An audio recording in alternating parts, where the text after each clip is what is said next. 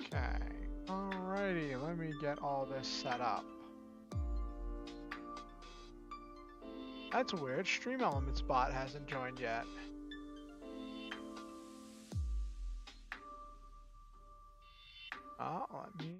I know I'm live. Check Stream Elements.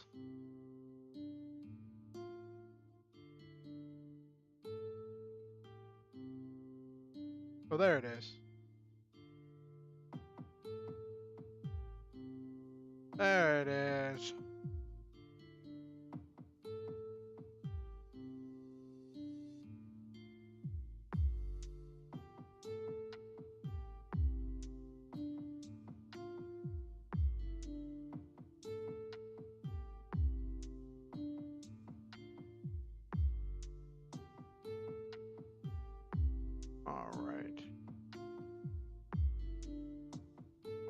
Alrighty, let's get started for tonight.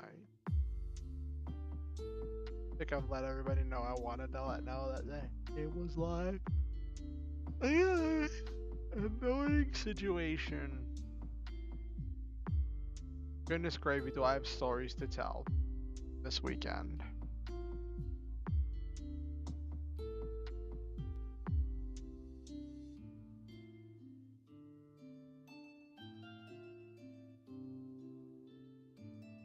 Hello. I suddenly just got hungry even though I ate already. I might have to start getting a snack. I might go grab a snack from the fridge. Grab a quick Unreal Cup. Actually, I'm gonna do that. I'll be right back.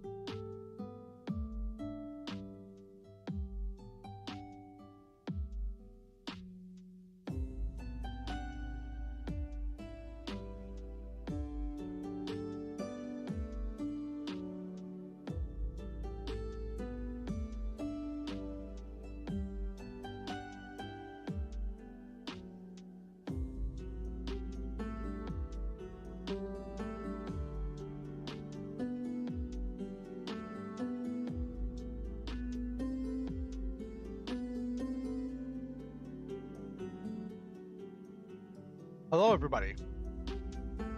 Sorry for that. Let me turn on the volume. It's gotten a little louder.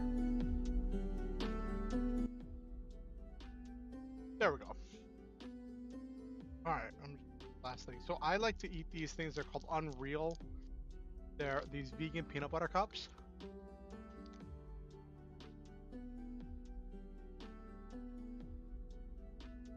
The main reason I have them is because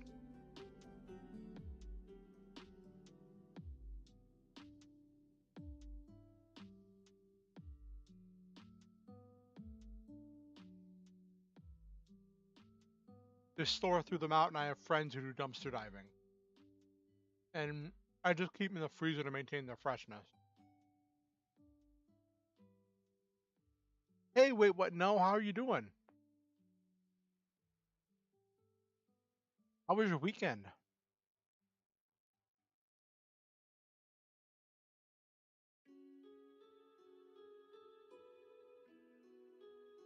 My weekend was challenging. Um, I've been struggling a little bit with seasonal depression. It's all right. I'm doing better now. Um, been struggling with the seasonal depression stuff. Um, and then I had this interesting situation that like kind of shook me a little bit last night. So I'm not sure if you've heard me talk about it, but I run on Sunday nights. I run a Lancer game. Lancer's like it's a tabletop RPG, so it's essentially like D&D but with giant robots with mechs. The players are mech pilots. And I have been very much building my confidence as a game master as people seem to be having fun and enjoying it and getting immersed in the world. And I'm just enjoying this feeling of being a storyteller again. And for not the first time, I ran into a situation in which a player said that they did not realize a crucial detail that I had explained previously, and that had they known, their actions would have gone differently. This is not the first time this has happened, but this was the first time where multiple people at the same time said the same thing. And there was like this vehement reaction in which people were like, I would have never let it get to this point or let this happen had I known this key fact. And I'm just shaking over here because, like, that makes me feel like I'm just a bad communicator because this keeps happening. And now it didn't just happen to one person, it happened to multiple people, right?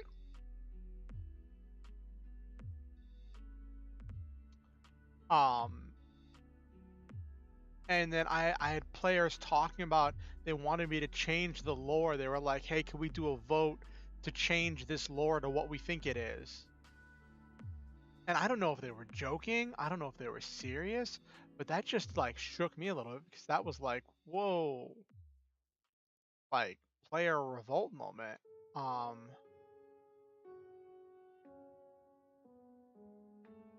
And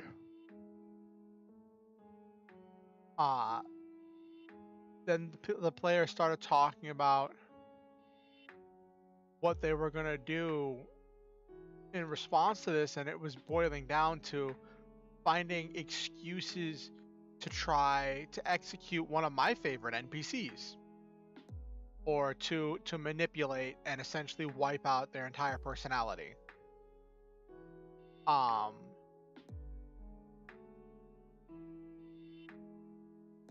And like in the moment, I was so deep in the character because I was role playing, right, this NPC, that like I felt this panic start to rise up. Felt this almost not quite fear, but this like distress between being really caught up in the character and also um feeling like I'd betrayed my players. It was just not a good feeling. I ended up having to take my panic attack medicine after the session was over in order to get to sleep. Um, and I was still kind of shaken. Um,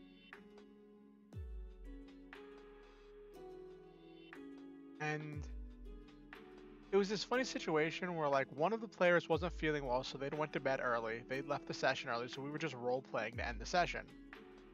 Um, and then so that left three players role playing. Two of them claimed they had no recollection of this fact whatsoever. The third one said, "I noticed this, but no one reacted to it, so I thought it was weird, but I didn't say anything because nobody else reacted to it."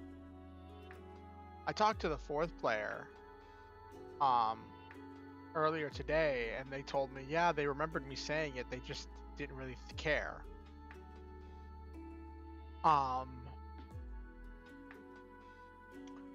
And talking to the fourth player really helped me a little bit because it made me realize that like it's okay.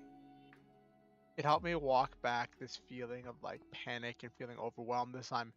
My anxiety is running around and I'm like processing all of these different possible outcomes, right? Um, and then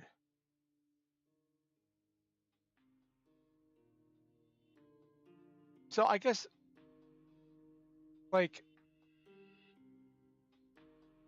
that's kind of how I felt as well. Wait, what? No, I felt like they were talking about taking this way far, where like they were finding out that like so it's a sci-fi game, it's a spacefaring sci-fi game, and they're finding out this character that they have befriended and brought on board their ship.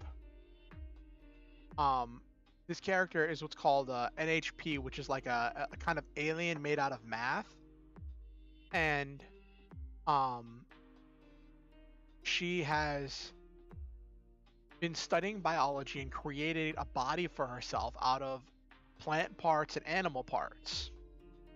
And they were okay with her body being made out of plant and animal parts, apparently. But as soon as they found out that she has little drones that she controls using a computer terminal that are made out of plant and animal parts, they started freaking out. I'm like, that's been a thing for the whole time. And they're like, okay, can we wipe her memory? Can we force her out of her biological body into a mechanical body? We might just have to execute her. They're like, oh, I would have never let her on the ship. That whole thing with making stuff out of animal parts is essentially necromancy. And they're like, I won't stand. One of the players is like, I won't stand for necromancy on my ship. I would have never let her on board. The other player's like, yeah, we would have just pawned her off on somebody else. And I'm like, I described these drones like this. And the last player was like, I was freaking out whenever these drones were first introduced, but nobody else reacted, so I didn't say anything.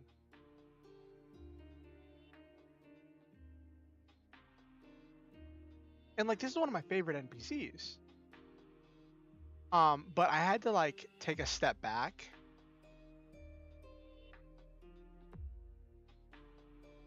because yeah, they befriended her, and like apparently it was okay when she made her body out of plant and animal parts, but as soon as they found out that her little drones that she has do menial tasks and help her with her research are made out of plant and animal parts, because they said that they thought her drones were made out of plant parts. The animal parts was where it went too far. And I'm like, she studies biological samples. She's been living alone for the last 45 years. And she has no like socialization skills and no understanding of social norms of what's right and what's wrong. You have to teach her. And they're like, and one of the players is like, I need to get her out of that biological body that she worked so hard to get and get her into a mechanical body. I need to wipe her memory and recycle her. Because in the game, there's this thing called cycling that you can do to NHPs, which wipes their memory and resets their entire personality. Um, and it normally gets done to NHPs every 2 years, but this NHP's been living alone and been able to build and develop her own personality, ideals, feelings, emotions, and develop her personhood over the course of the last 40 years.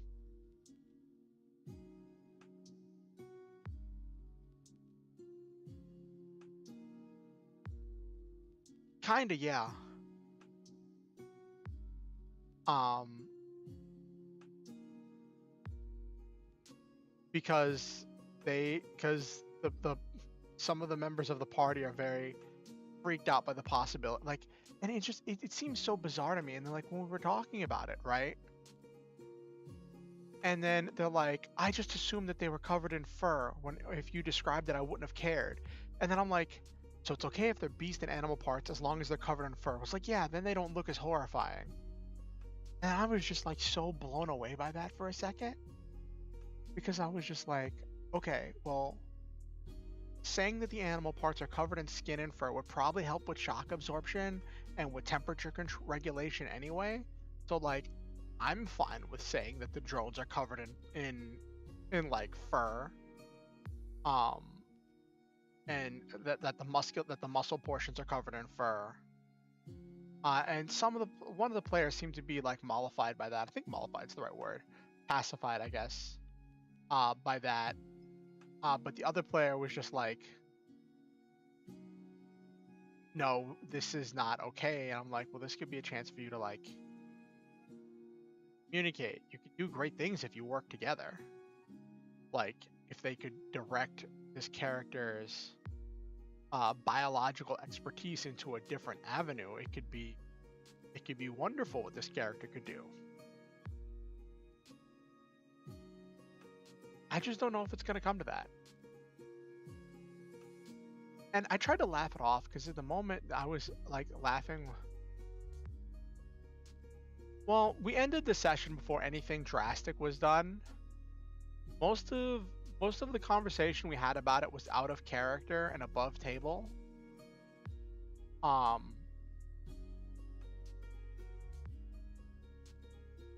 And like at the end, because this character doesn't know anything about like humane, the different rules of doing humane experimentation and what is and isn't considered torture, and these basic concepts, because she's been living alone and has taught herself all of this on her own because she wasn't programmed for it. She got an interest in it and taught herself all of this one step at a time.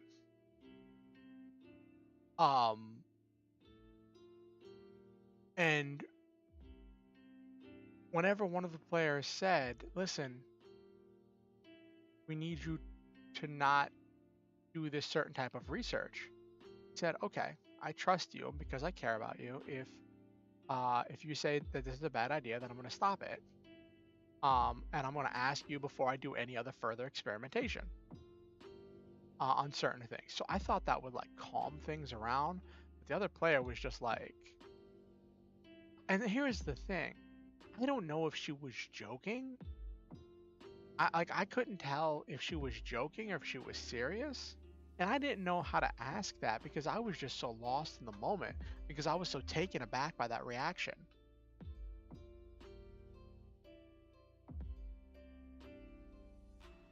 And it's not like, and here's the thing, right? I think one of the reasons why the reaction shocked me so much is my players are not those like stereotypical like murder hobo players by any stretch of the imagination. They're all very into roleplay. They all are very immersed in the world. They all have these very uniquely crafted characters with a lot that they've dedicated so much time and energy into building these unique stories um and pieces, and they play these they have these intense and long role play sessions. They created their own separate role play chat, which doesn't include me, which is kind of frustrating because like then they spring stuff on me and I have no clue what's happening. And so I can't prepare for it. And but I'm just trying to roll with it. because I don't want to discourage their roleplay. Um,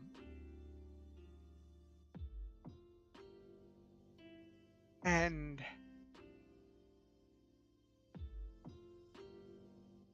but yeah, they're these dedicated, they're great players. So this just all is like, I don't know how to put this, but like in this world, working with animal parts in this way isn't an evil action. Like this is not the Dark Ages where where people would say all necromancy is evil.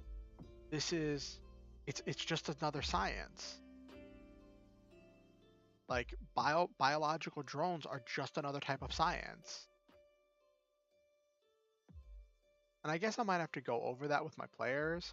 Be like, hey, this is not the first time you've ever seen this before. Like even today we make, yeah, it's this futuristic sci-fi spacefaring future with like post-humanism and tons of bio-augmentation.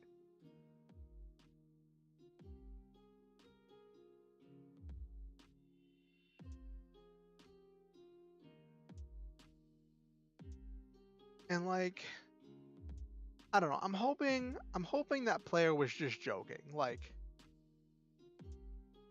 I'm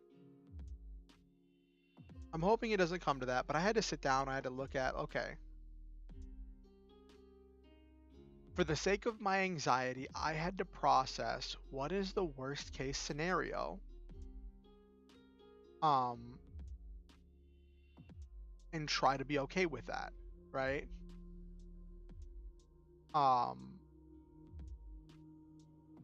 And that was hard. That was really hard. Because I very much care about this NPC. And I think that's also one of where I've committed one of the great sins of GMing, GMing, whatever, is when you start to care too much about an NPC. And that is one of, like, you have to care about your NPCs in somewhat of an equal fashion because you're running all of them, right? You can't care about one so much that you'll be heartbroken if the players don't interact with that NPC or if that NPC doesn't get to like be part of the story, because that leads to situations where you have DM PCs where you essentially have an NPC that is a DM player character that you're just forcing into the story, and that's not the kind of story I want to be telling.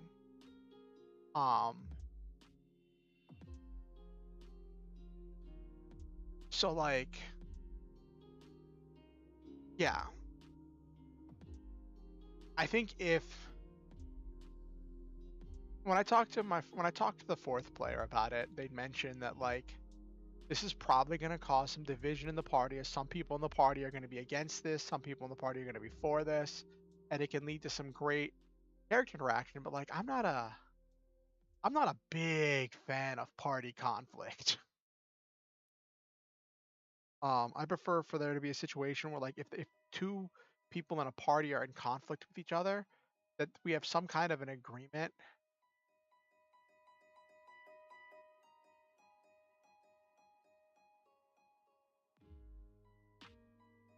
Yeah, kind of like that. Wait, what now?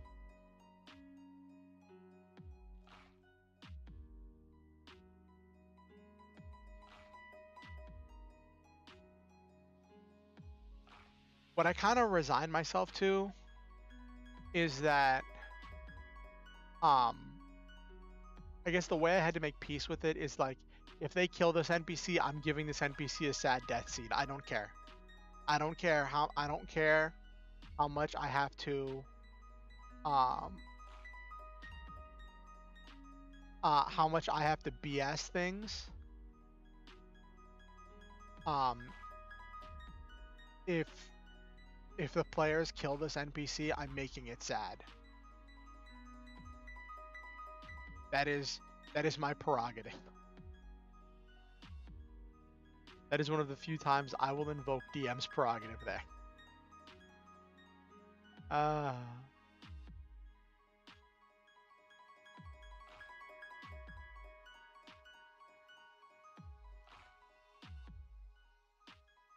It's just like they've had so much interaction. They've been interacting with this NPC for so long.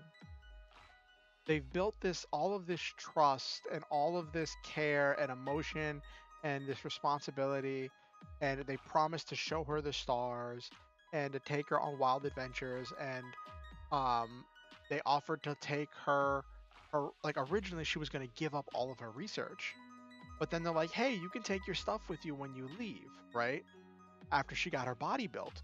And so she's like, I can continue my research. So then she was just super excited that she could continue her research, that she could do both. She could see the stars and she could continue her research.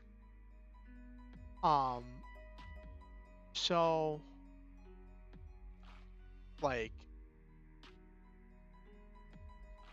that's where a lot of this came from. Because they told her she could bring her stuff. Like, so she brought her stuff. But yeah, that happened.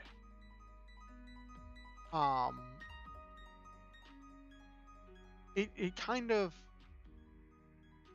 having the players turn on this NPC with something that I thought was obvious or characters had known already. At first it was funny, but then I realized they were serious. Like, it's one of those things where you're like, haha, that's funny. And I don't know, maybe I hammed it up too much because I was kind of in the moment and I was kind of in the character. You know, whenever you're running a game and you just really get into an NPC, you get into their head, into their head space, and you just are developing and having this great scene with that NPC.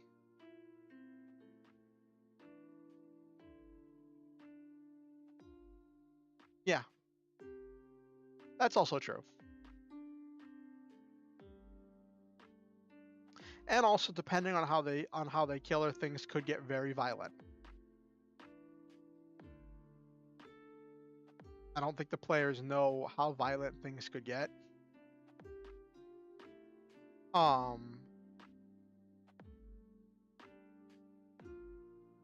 Because she is super strong. Her current body is super strong. She put a lot of time and effort in building this super strong body so she could protect herself. Well, yeah.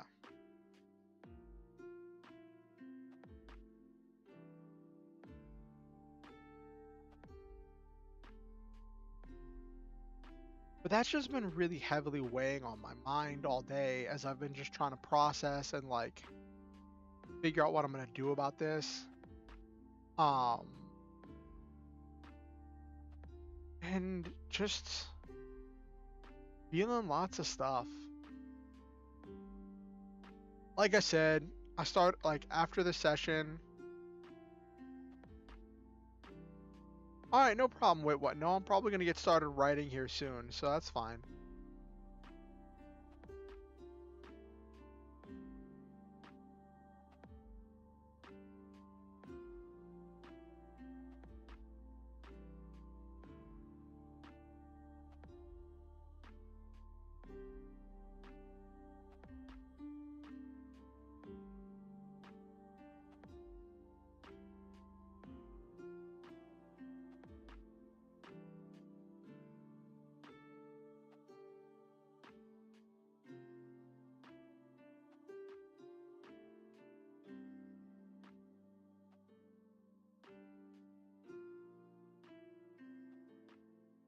But yeah, that's been surprised I haven't seen Silva. Silva's probably just tired from work. I'll throw Silva a ping. See if they're coming. Or if they, I mean, it's a writing stream, so normally Silva just keeps me in the background.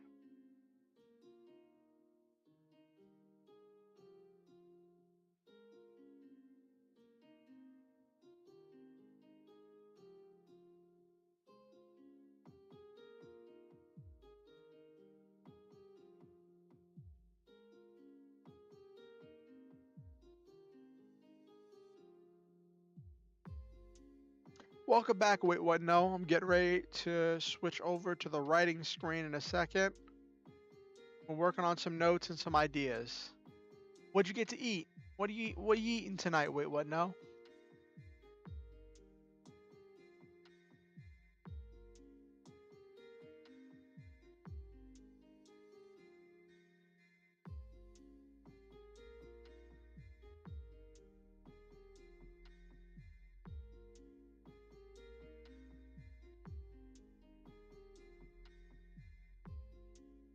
Oh my gosh, time just flies.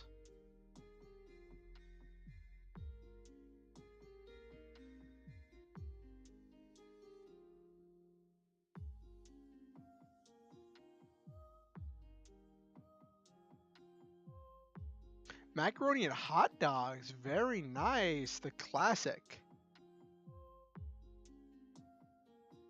The classic. Alrighty.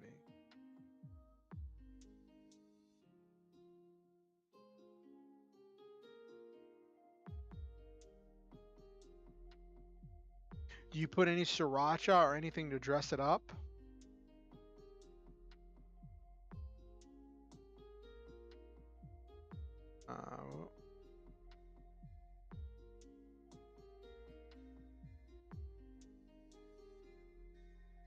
There we go. Cool.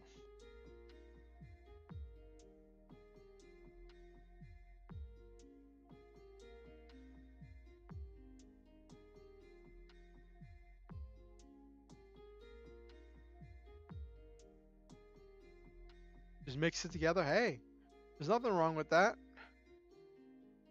Classic fix. I remember when I was working for this warehouse, they did this thing where you could buy stuff from the warehouse and get it taken out of your check. But like their prices were like really abysmal if you weren't buying in bulk.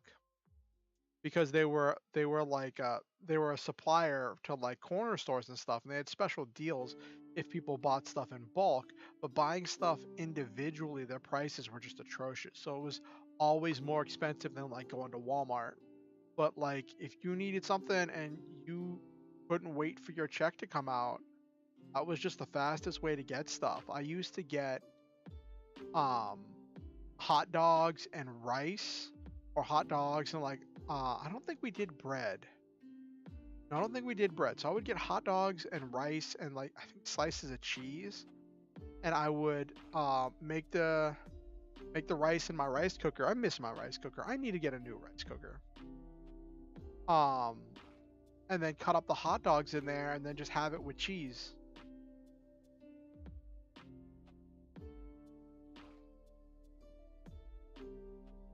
Looking back on it now, I probably should have mixed in some like frozen mixed vegetables or something. All right.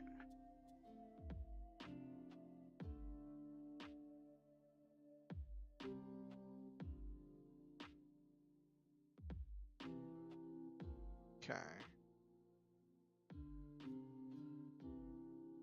So wait, what? No, have you ever run any games of like different game stuff, or are you just a player, or are you uh like I'm curious what your experience is with TTRPGs.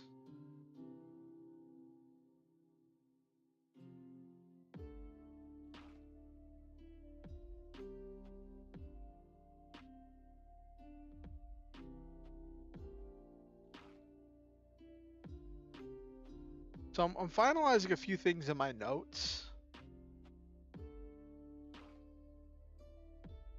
Oh, that's fun. 5e is always an interesting place to start.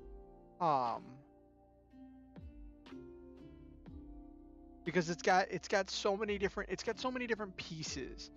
5e, I think, in a lot of ways,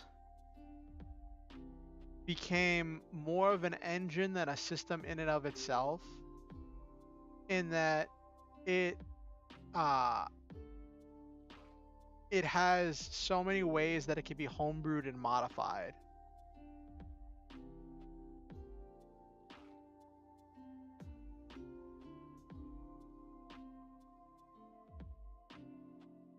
Ugh.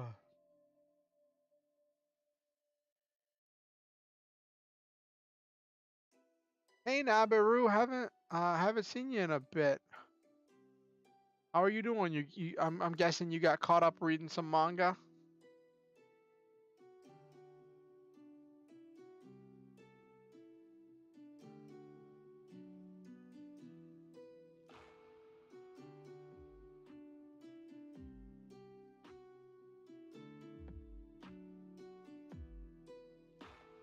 Oh, it's been some time. Always reading or watching. Uh,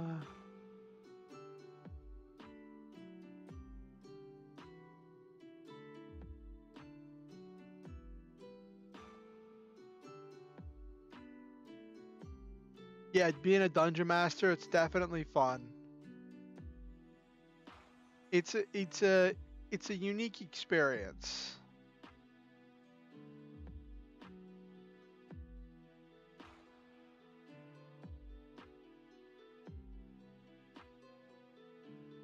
I think I might have to break this into separate documents because there's so much in this document.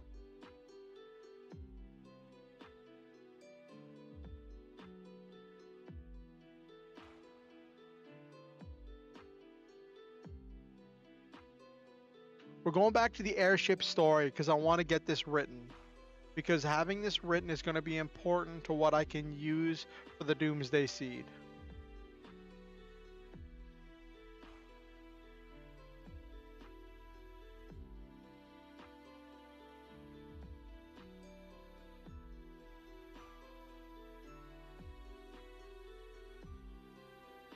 Okay.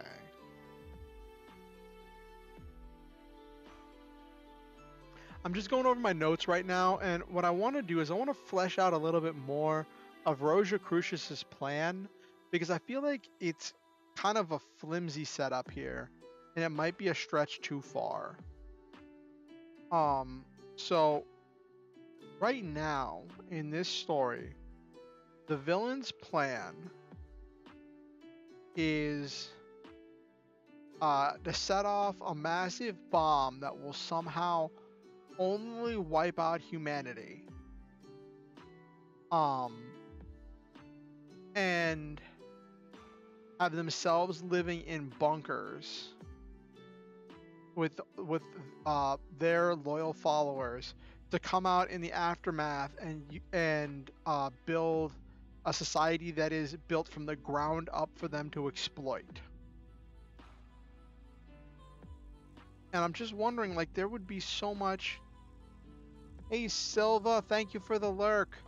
Sorry if I bugged you. I was just curious and hoping everything was okay.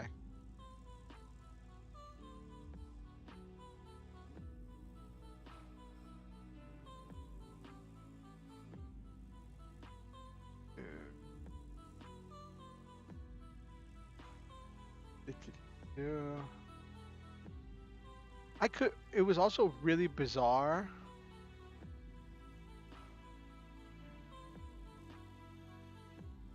Ah.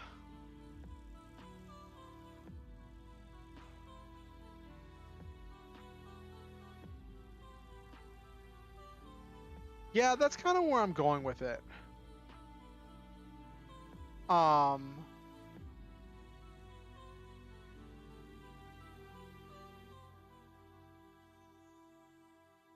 I just want I want to make sure that, like, I guess I could say the bomb is some kind of radiation, because some of the specifics of their plan is going to be important for the Doomsday Seed, for setting up that plot. Because the villains of the Doomsday Seed, the Keepers, are reacting to Roja Crucius's plot.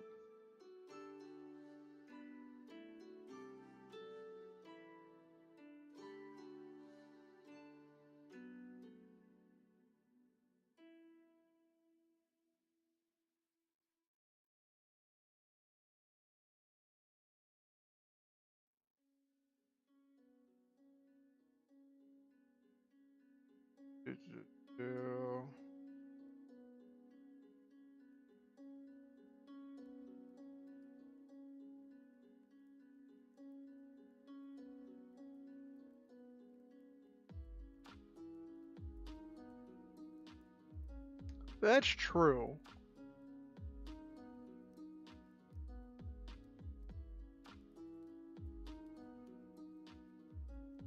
Yeah, I could leave it super vague.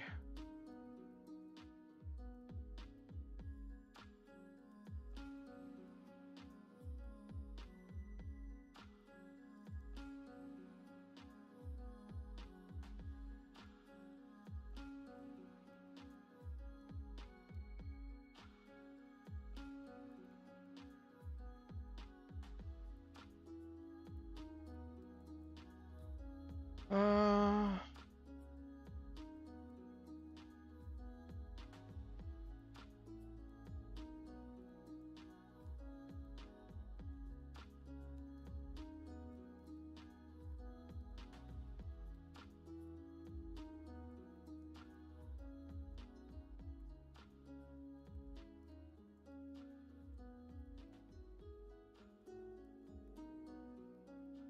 okay. This is the passage I want to add stuff to.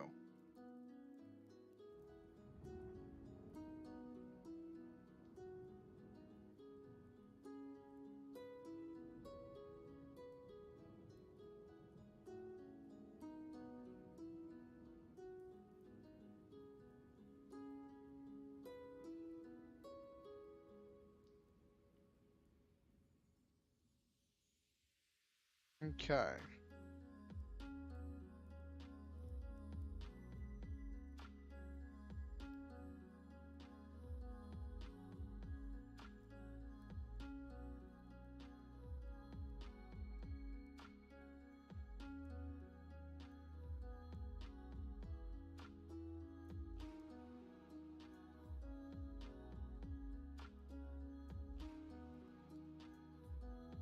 Here we go. This is the part that I wanted to add in order to flesh out what they're doing.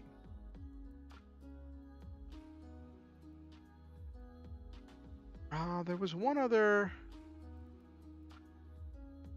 purpose. There was one other thing I wanted to look up. We can look it up together.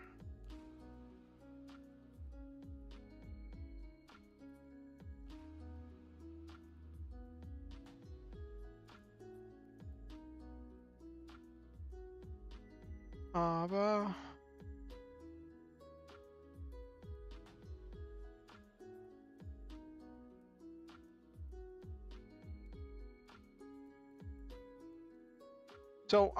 so I did some research on what it takes to cause natural disasters, and I found out that if you have too many dams in a certain area, it can cause earthquakes. If you have too big of dams in certain areas, it can cause earthquakes. So I'm like, for the sake of the story in the Doomsday Seed, I want to say Rosicrucius's expansionist like technology was causing these natural disasters.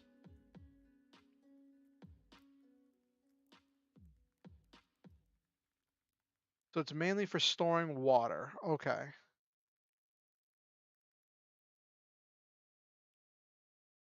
For irrigation. Okay. I can work with that.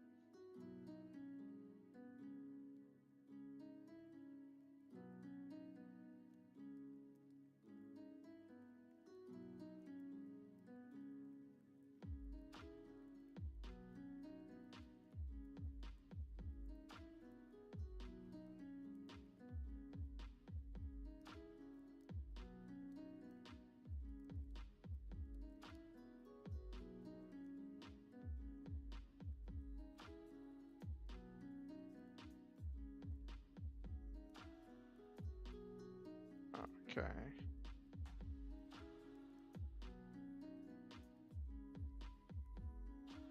Okay. That was now. So that's not. I want to leave hints of that in Halcyon Avenging. Um, and it leans into this idea that like there's so much more going on, and I know that this is like a tiny lore tidbit that like will probably not see the light of day in Halcyon Avenging. But I just wanted to have it fleshed out. Oh.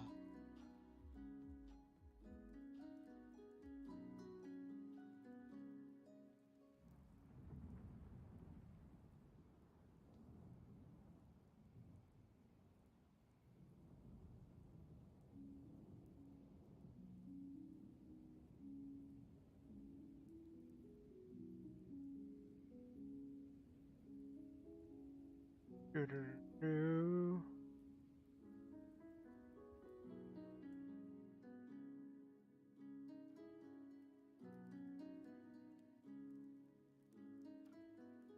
Okay.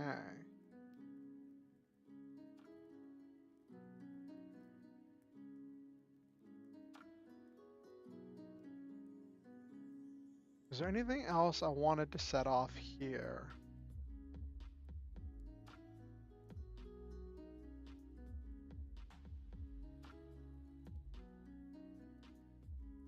No, I don't think I need to do anything else here. Let's get back to writing. Let's see where I left off with this story.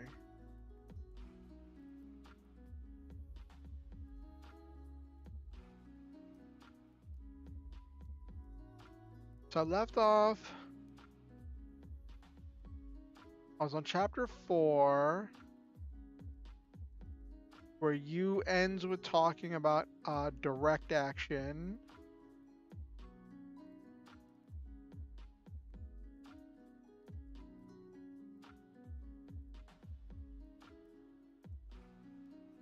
Bop. That was a very short chapter, but it's okay for the chapters to be short in the beginning. Oh, then 5. We were in the middle of 5, were we?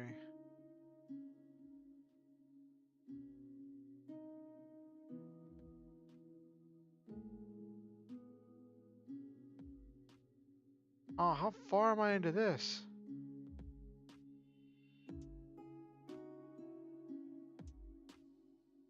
Did I finish this? Did I finish chapter 5? Or do I need to finish writing the rest of this? I can write a little bit more. Let me see.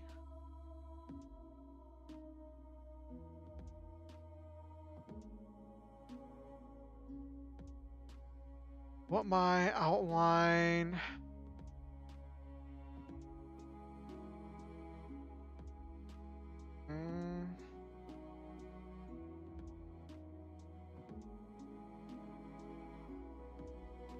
All right, so I need to do. I'll use those last 300 words to finish up that scene.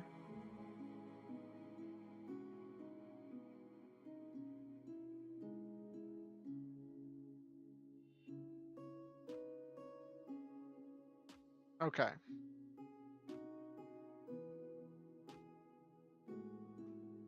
Oh my gosh, after not touching this for a few weeks and getting caught up in so many other stories, it's so bizarre to like slide back into this.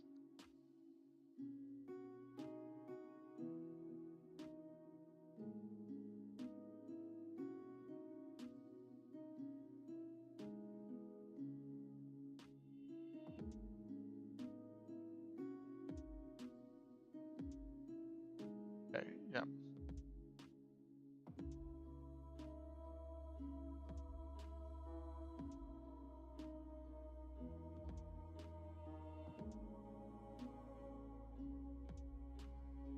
Actually, I could end the chapter there and pick up the next chapter with finishing. Yeah, I could pick up the next chapter with finishing the with what happens afterwards, because like it's just a regular thing after that.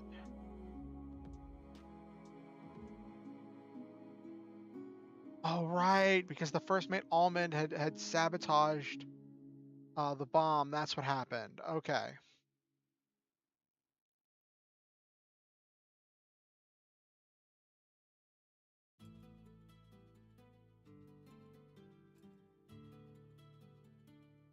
Okay.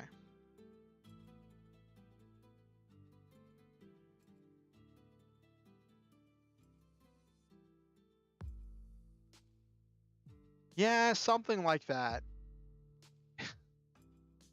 It's even a cliffhanger for me, the author. And I'm a plotter, so that's not how this is supposed to work. And now, next round, chapter 6. Okay.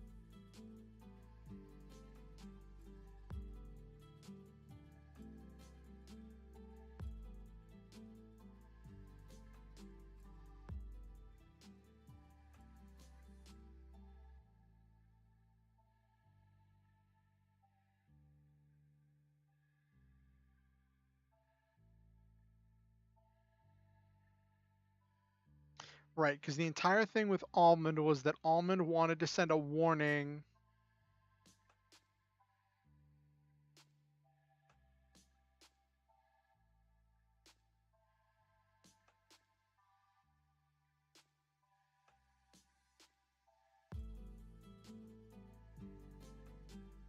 Right, Almond wanted to send a warning because Almond was being super naive and idealistic.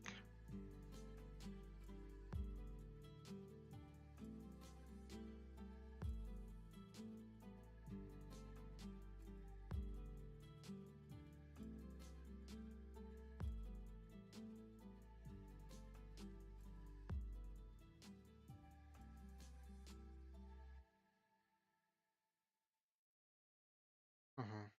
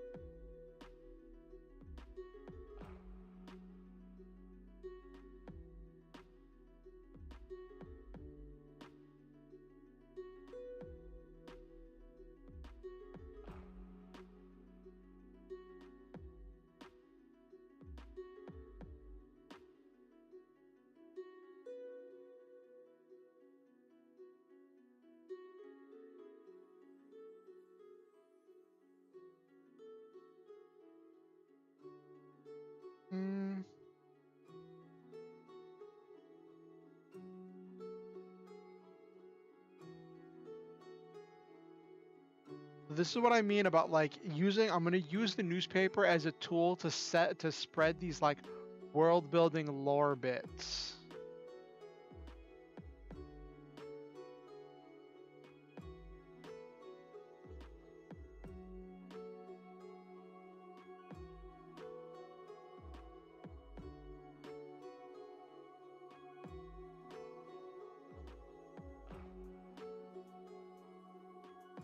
Though I don't know how many people still read the newspaper in the mornings. Because there's so much to read.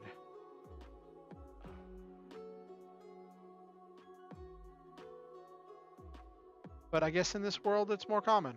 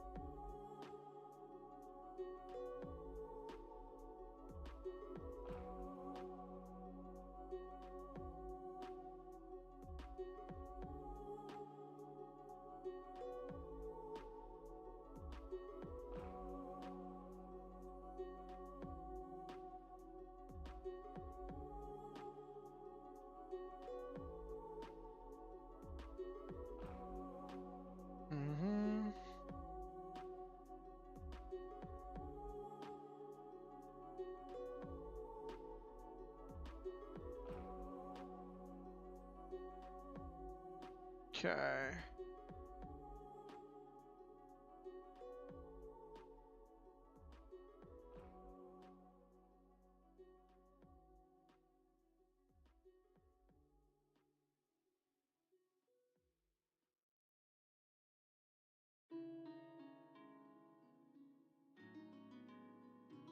Okay. Where am I getting messed?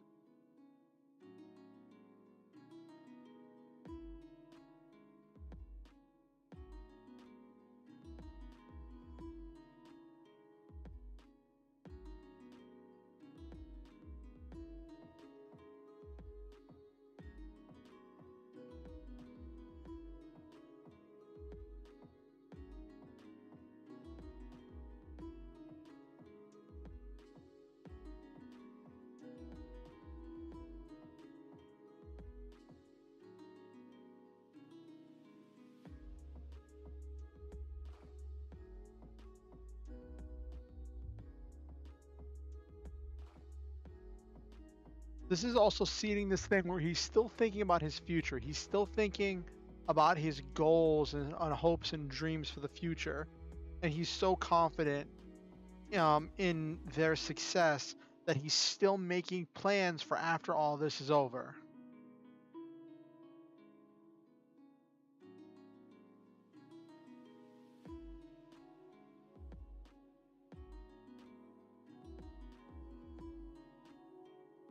But this is where he starts to get hints that things aren't going to go the way he thinks they will.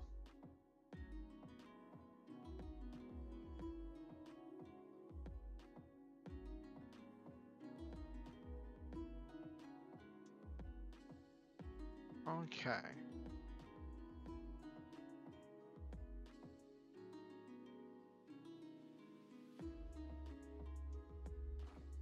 That was not the button I wanted. There we go. That was the button I wanted.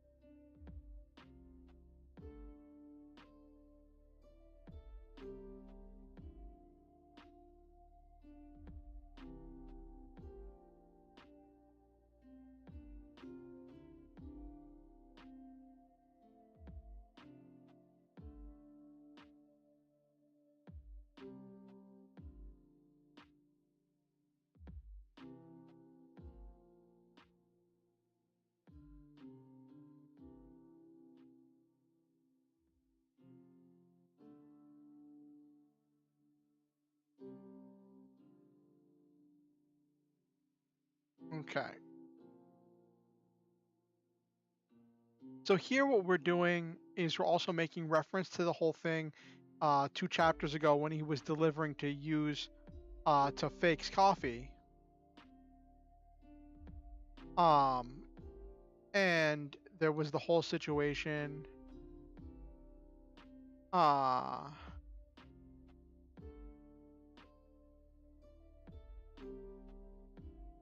ba ba ba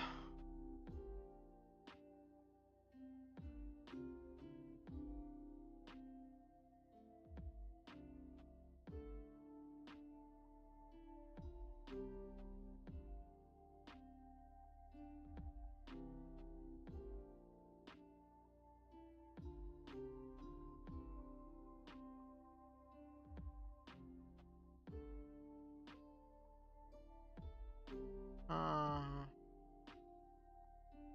yeah. I'm not trying to think if there's anything else I want to reference here.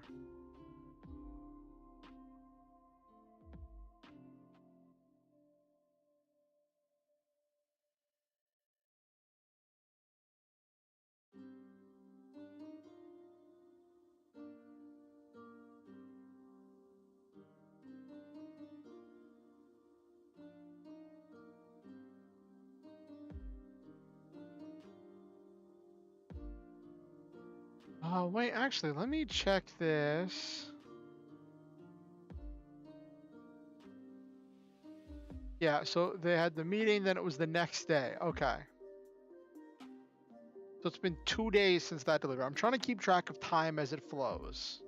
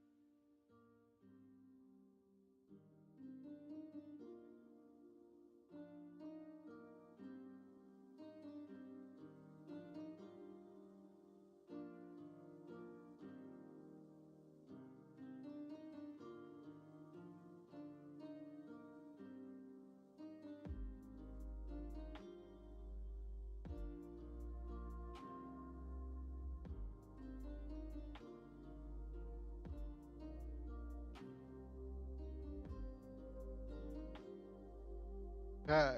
So made his way back to a ship. All right, we're making some progress.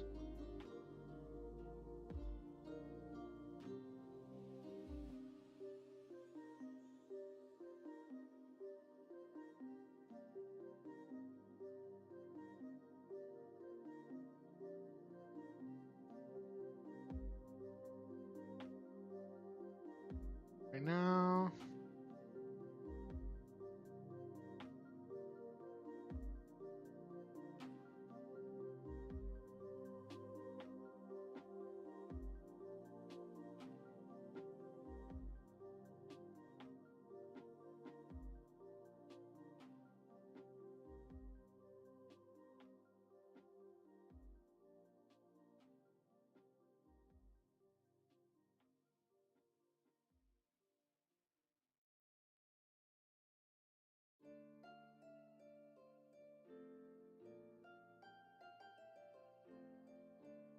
I need to let it go. I need to focus on what I'm doing.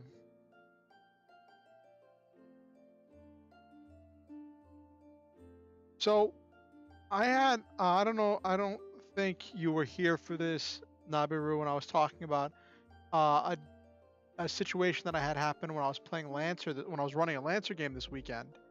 Um, but like I had my players claim that they had no recollection of me describing something that I was certain I described, and that caused the thing where players were like, I totally would have reacted differently. And it was the fact that like this NPC they met had drones that were made out of beast and animal parts. And one of the players was like, that's necromancy, I won't have that on my ship. And that just took me aback because like we do that now.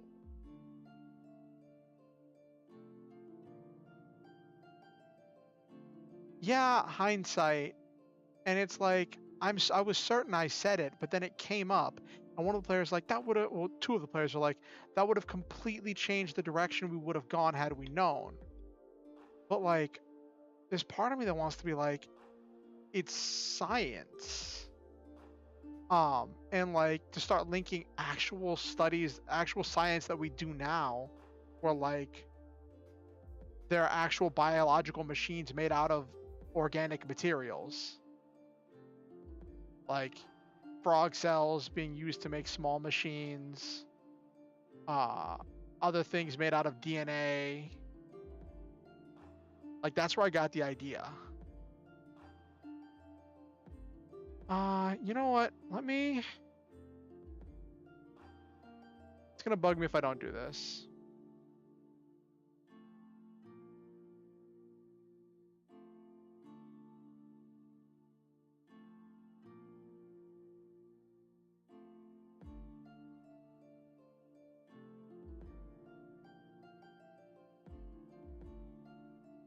Okay, it's gonna bug me if I don't.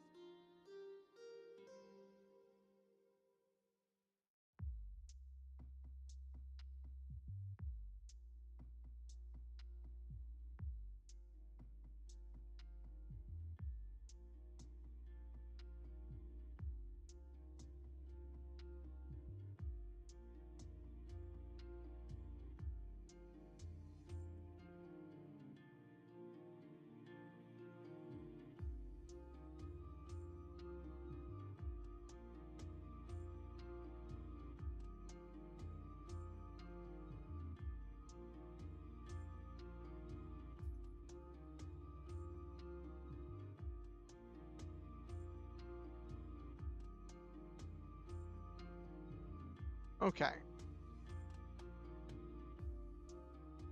Well, I don't. Alrighty. I know I derailed there for a second.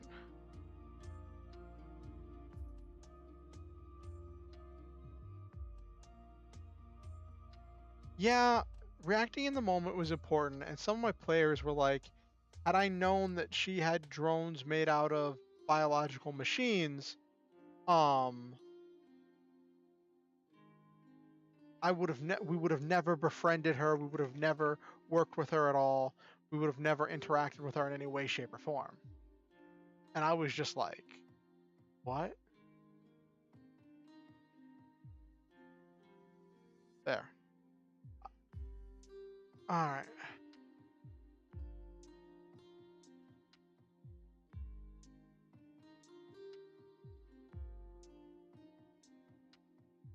Alright.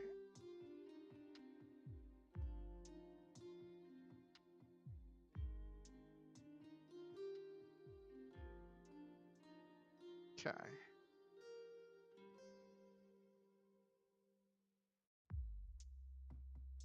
Alright.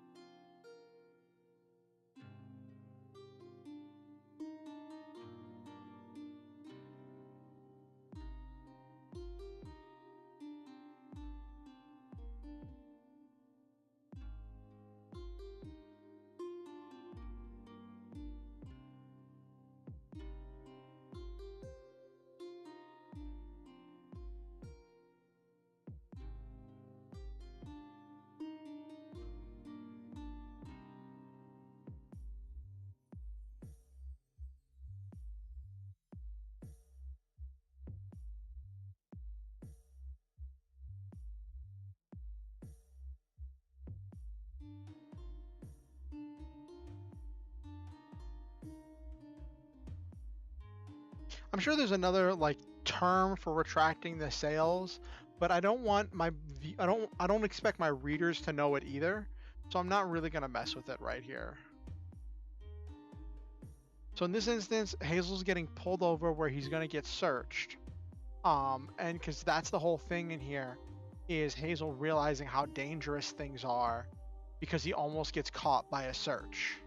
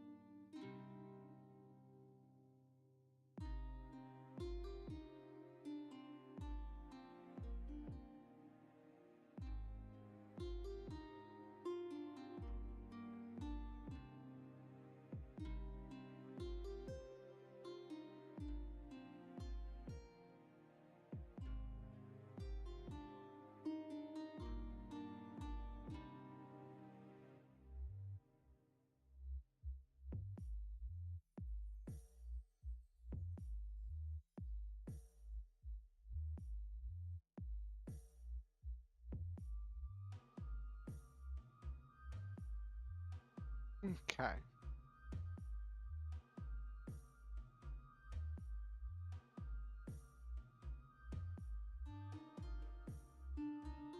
Let me just check something.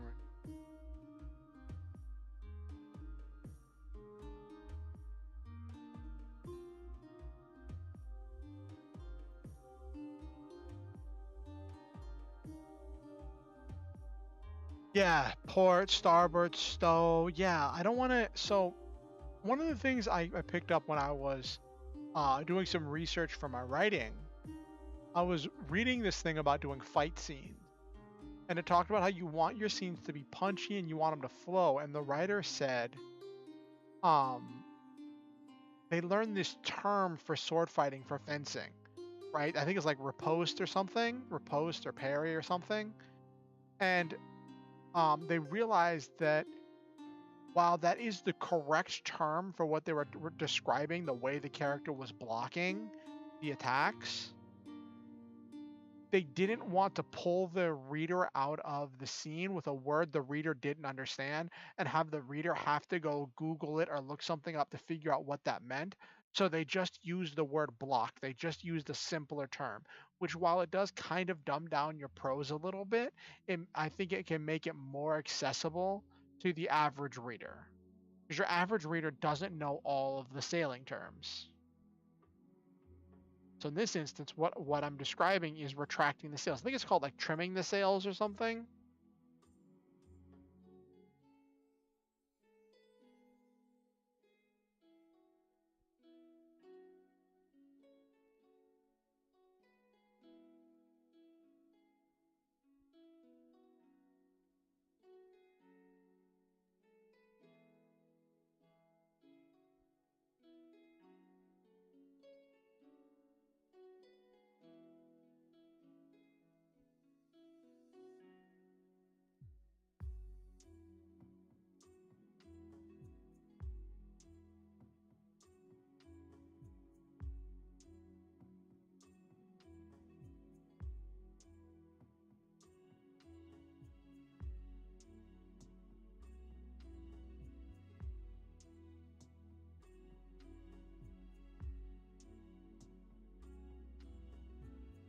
What is it?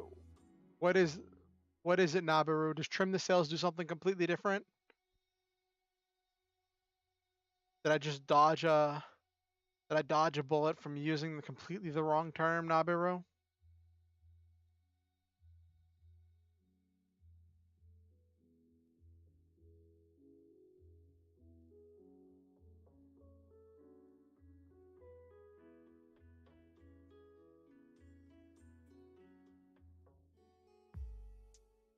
Oh, trimming is to let the sail out. And this is exactly why I don't try to use certain sailing terms because I don't know what they mean.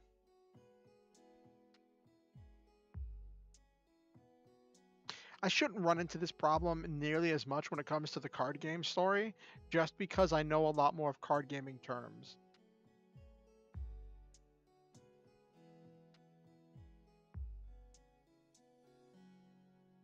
Of course it's used in One Piece. I'm not surprised.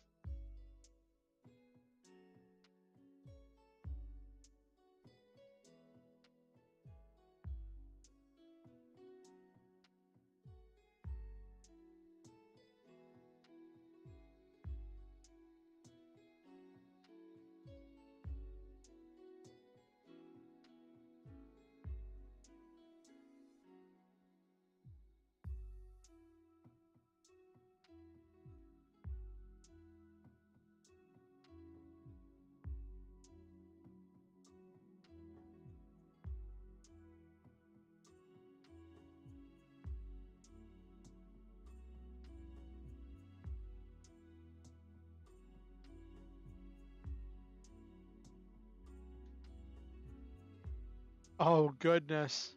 Well, I mean, isn't there always fighting and running around in One Piece? Isn't there like a key theme in there? Is that they are always moving?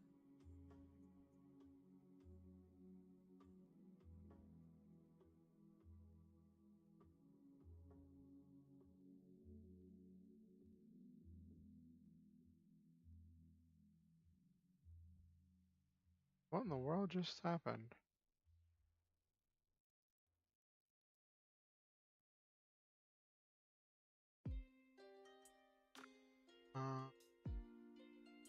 I was about to look something up. What was I about to look up?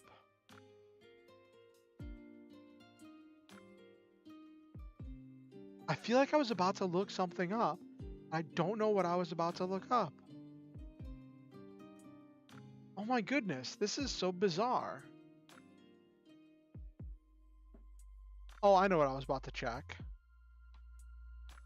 Second.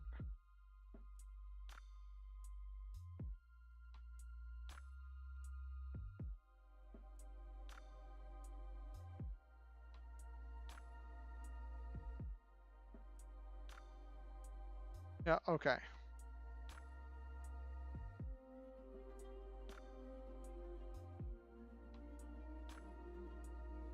Alright.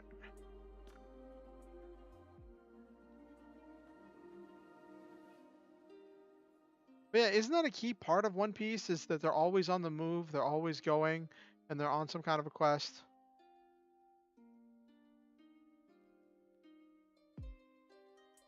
Don't let steam come from your ears, even if this is mecha themed. Oh no, what have you got for me, Nabiru? Nabiru, are you about to show me something cursed?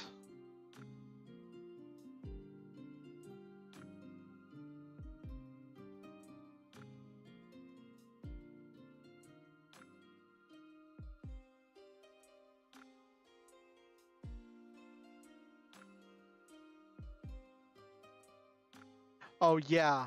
So what I wanted to check was I remembered I have the medieval lo-fi instead of the normal lo-fi girl.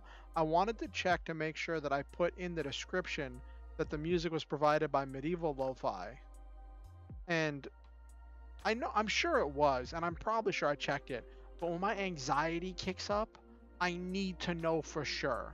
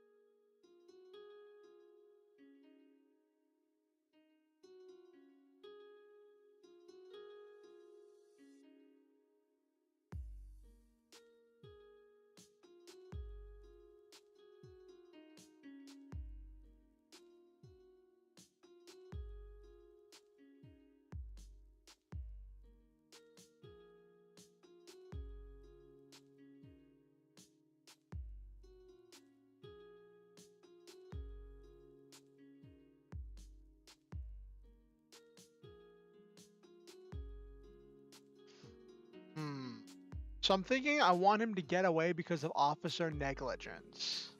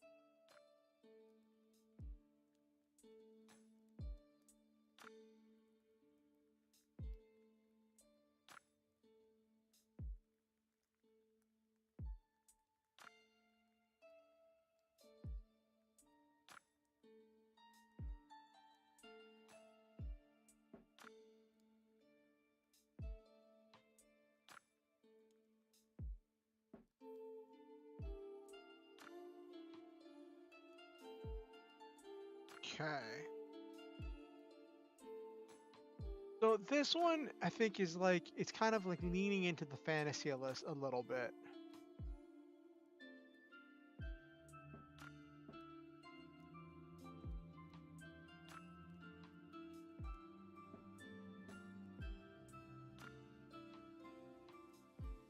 Because I don't want to make the I don't want to make the governmental force seem incompetent, because if they're incompetent, then that removes any tension from any scenes dealing with them, right? I want them to be seen as a competent fighting force, even if they may be a little bit unmotivated. Excuse me.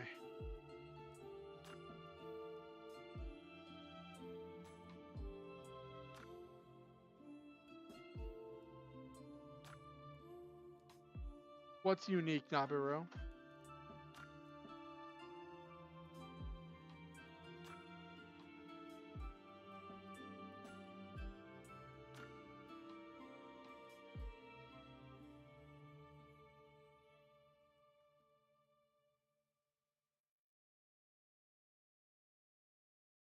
I don't like it. It's not sitting well with me.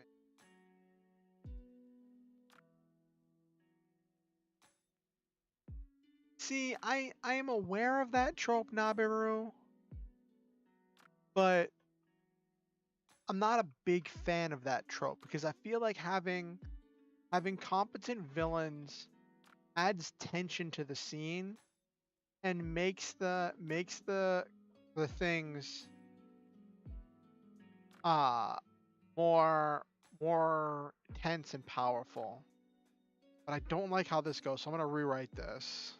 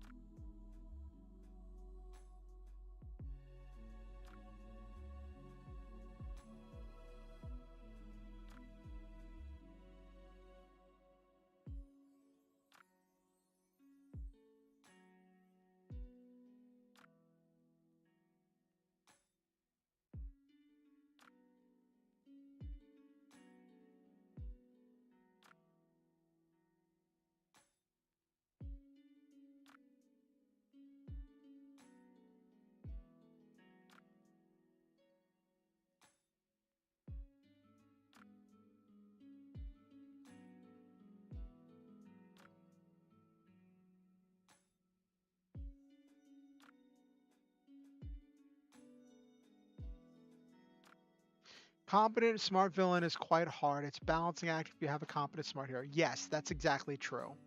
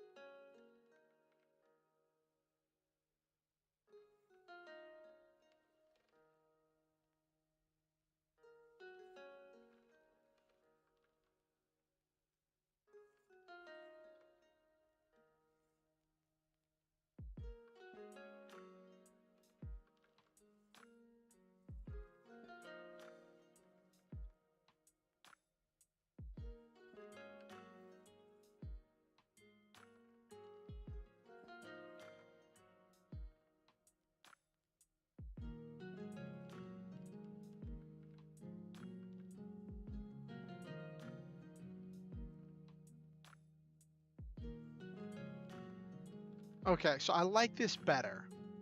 Um, where you depict this officer as being like patient with him and showing some level of mercy, where he says, "Not gonna lie, this sketch looks a lot like you, but you also have your entire career ahead of you. There's no way someone with that much to lose would join up with a group of terrorists. If this is you, consider this your miracle moment. Get out and get away from these people. You don't want what they are selling."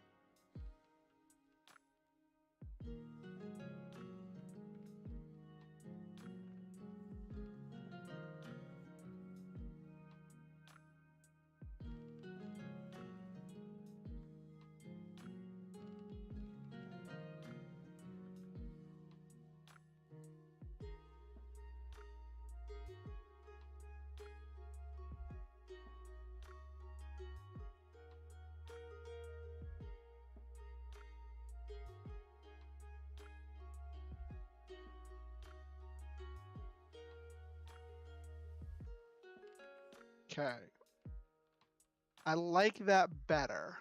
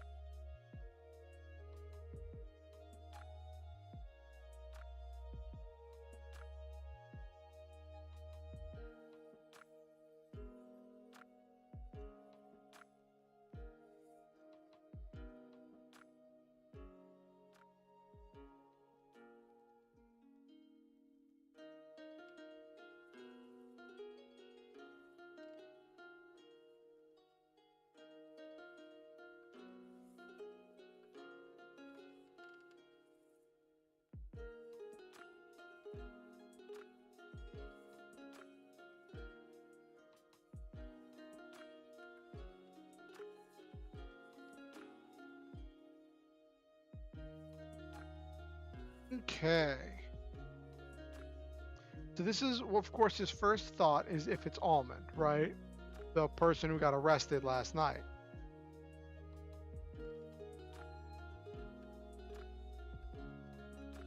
All right. All right, we just crossed over the 10,000 word mark of this draft 2 today, which is good. Considering this is going to be like a 90,000 word draft. Ah.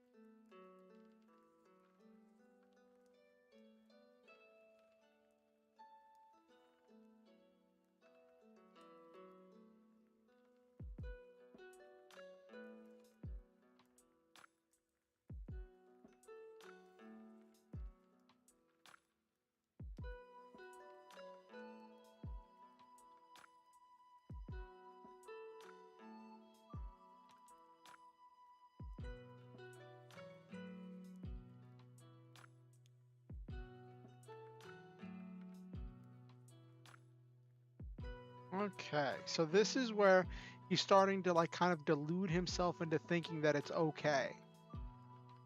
Just keeps telling himself it's okay. But he's not dealing with the fact that like he's in a precarious situation.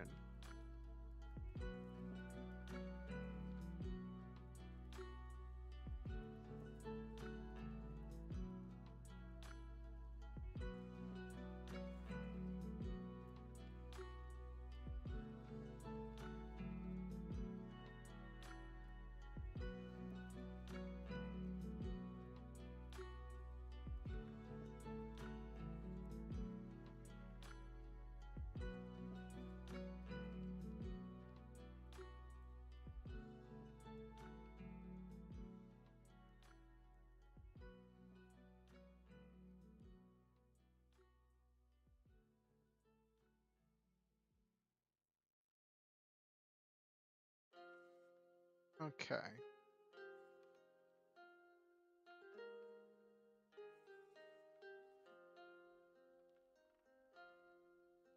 I'm looking at my notes right now, just to see what I'm supposed to be doing next. Um,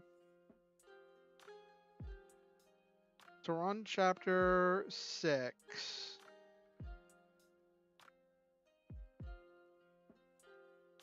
All right.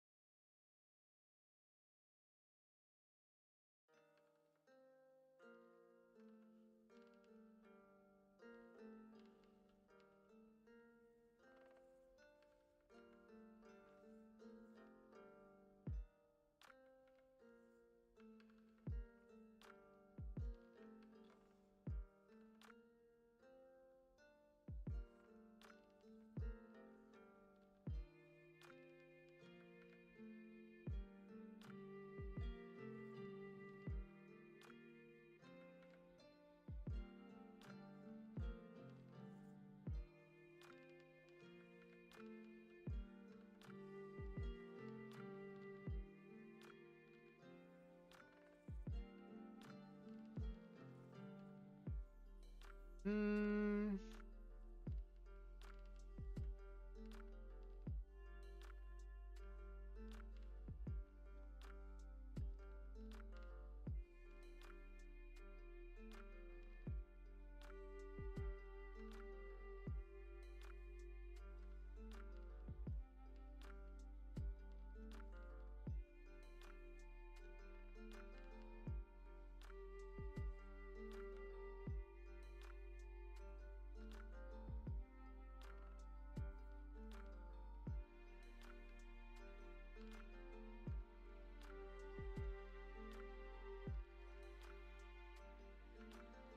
Okay.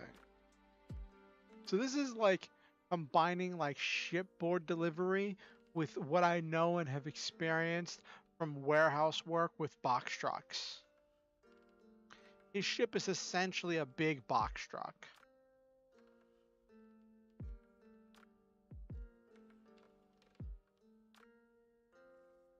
Hmm.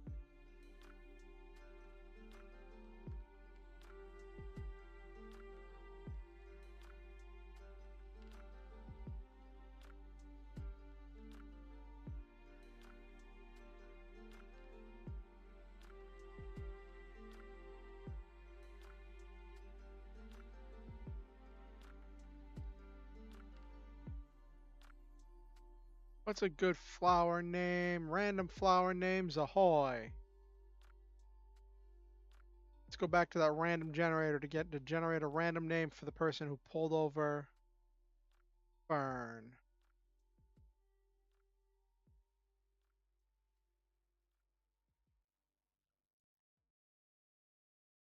Ugh.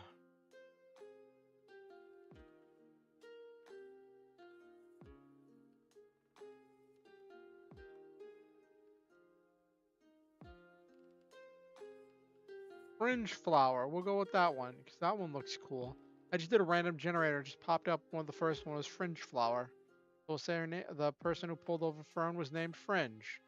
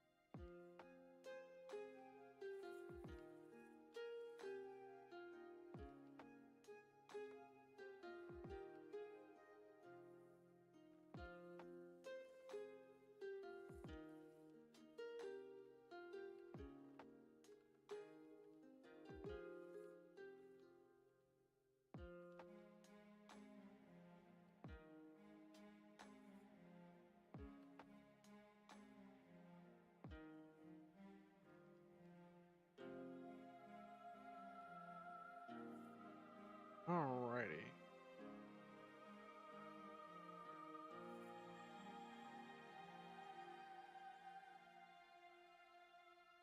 I could say dispatch officer, the dispatch because that's what you normally have.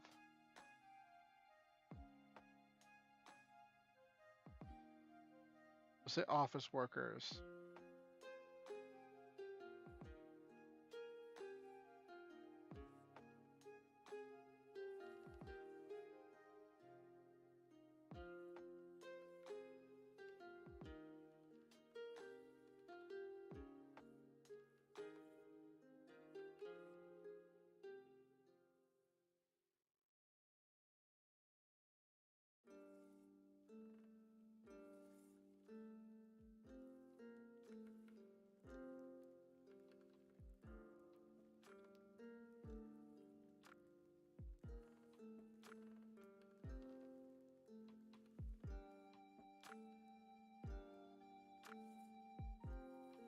Got the second R.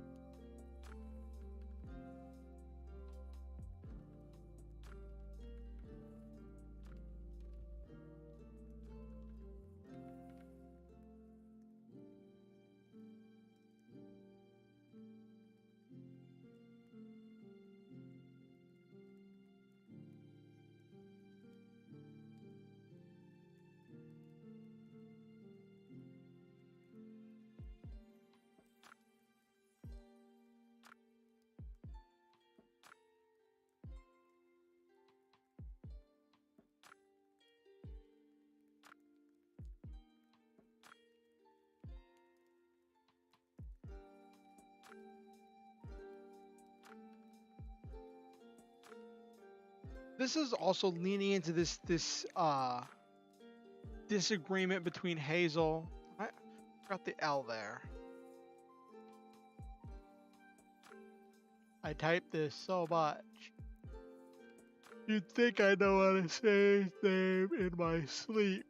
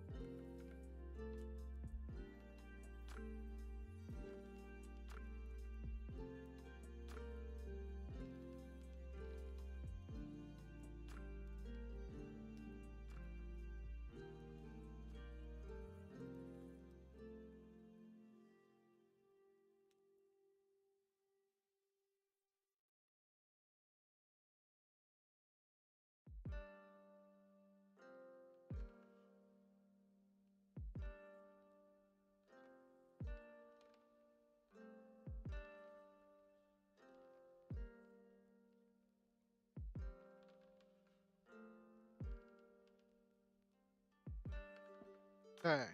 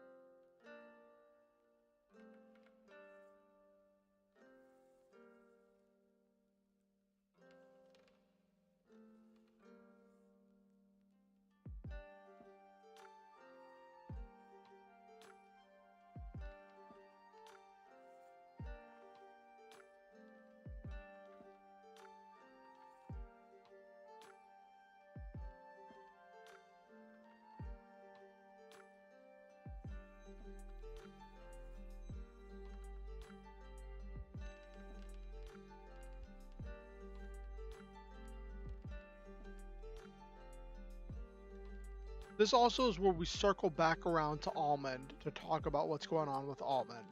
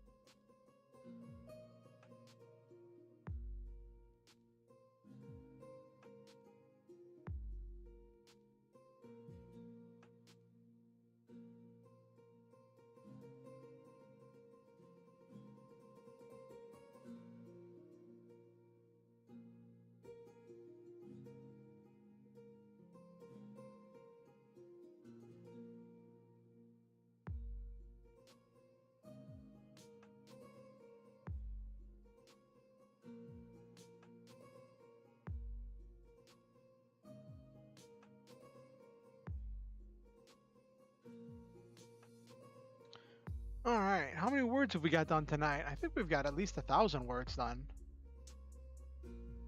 Because we've got how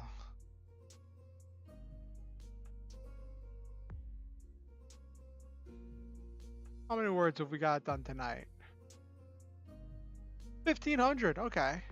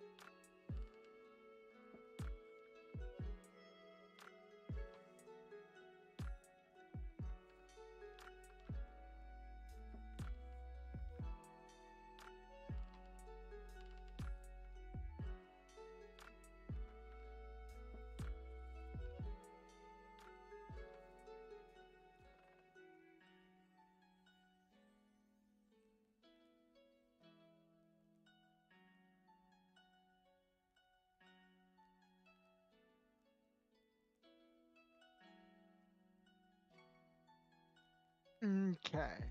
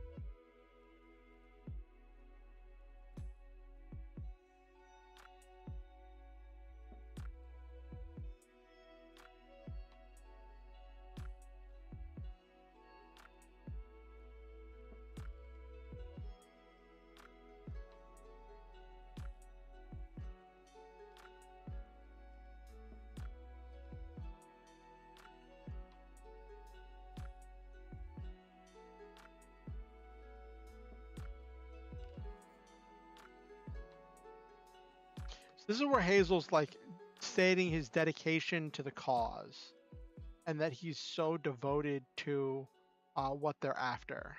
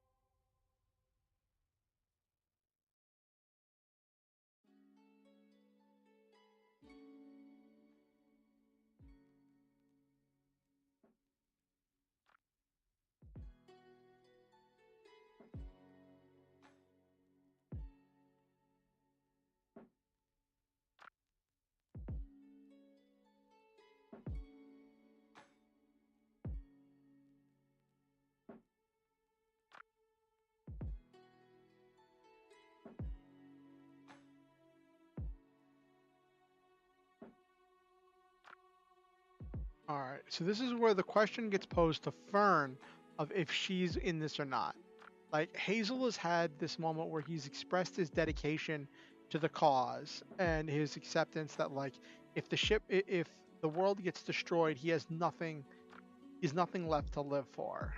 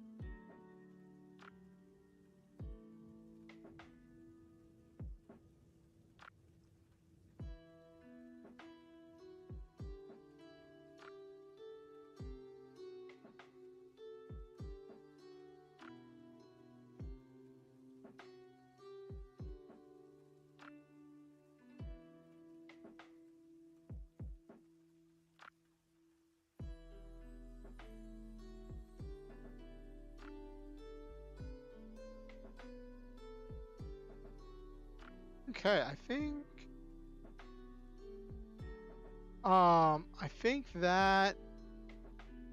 that's 2K words. I think that also covers everything I wanted to say with this chapter.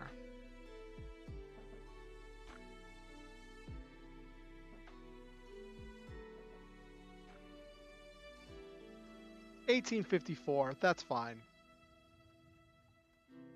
I'm fine with being a little bit short in Act 1. We're going to have a lot of chapters, and some of them as we get further on are going to be longer. So being a little bit shorter now in the beginning in order to keep the pace up, I think is fine. It took me a little bit to get back into the groove of this.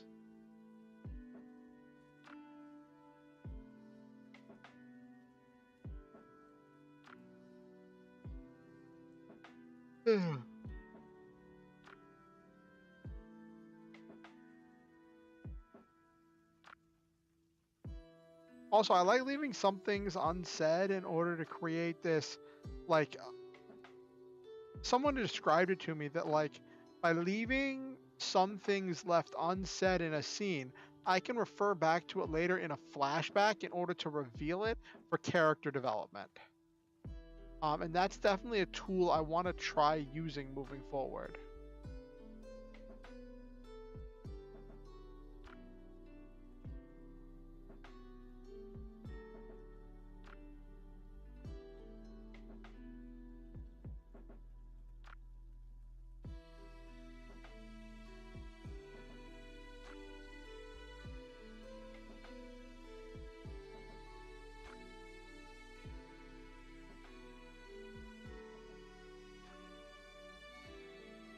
Alrighty.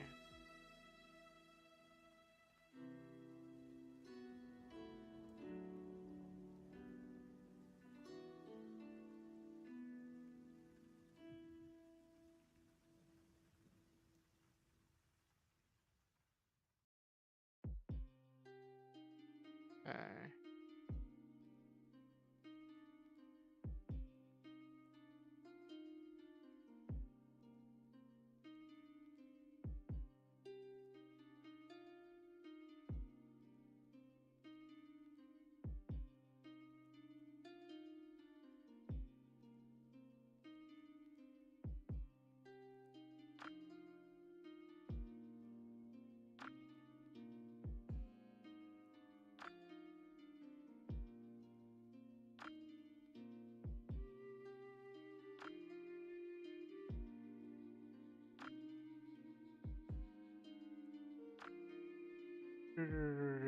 Okay. Alright, I was just checking to see if there's anything cool to talk about. As we're winding down for the night. I think we got a lot done. Got 1,800 words down. Got the entire chapter. It felt good to get that out, to like squeeze that out. I want to get back to into the flow of writing, so I can keep maintaining progress. And doing these shorter chapters helps me feel like I'm not padding the numbers of the words in order to make sure that I'm saying what I need to say and stay on task. In this instance, what I needed to say was having Hazel be scared, almost get caught, and then have his dedication in which he makes the decision that even though he got let go, um, he's still going to keep taking these risks because he still believes in what he's doing. And that's the idea that I want to work with here.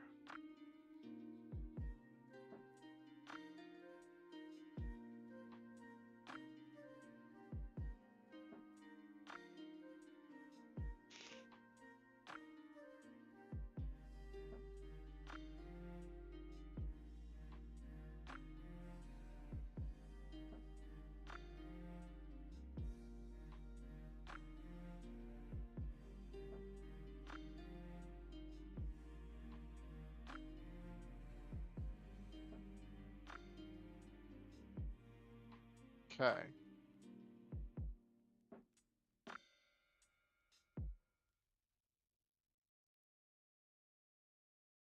Yeah, we got a lot done. Got some stuff fleshed out, and I was able to do some world building with the newspapers. It's gonna be funny if I just use the newspapers to drop this like B plot of like the environment slowly falling apart. Um, and like every time I have him like start with a newspaper, it's another natural disaster happening, and then I just create this subplot of like, hold on, can we are we gonna walk past the fact that like there's volcanoes erupting, there's storms happening. Speaking of which, let me scroll back to that first one.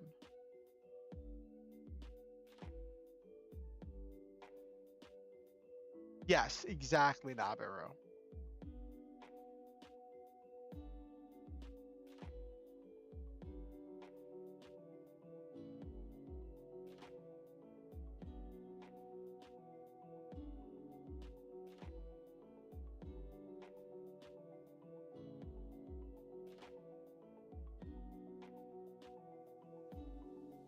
I don't want to say heavy storm.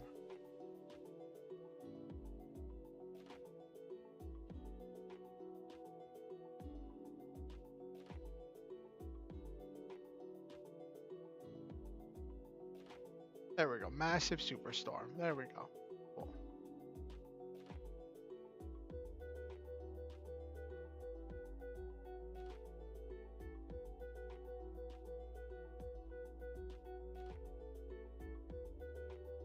Alrighty.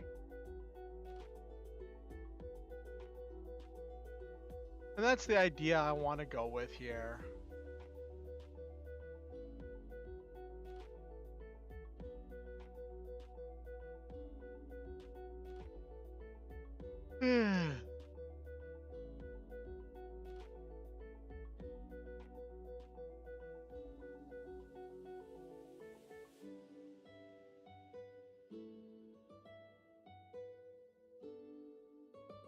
Alright.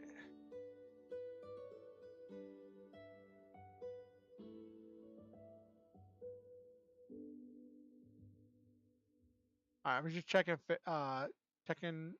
checking Twitter to see if there's anything worth talking about as we wind down. So what anime were you watching today, Nabiru, or manga were you reading? I know you were on to something. Yes, another one is Giant Tornado. I described so in the first chapter here, I'll show you what I did.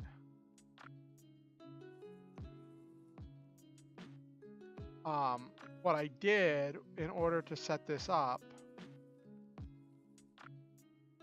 was newspaper. The newspaper talks about how a big eco battle trading card game championship was canceled due to a massive superstorm. That was what I introduced there. And then the next one talks about the volcano going off a few days later. And then I'm just gonna intermittently, as he looks at the news or listens to news broadcasts, just gonna mention some like some random natural disaster that's just happening.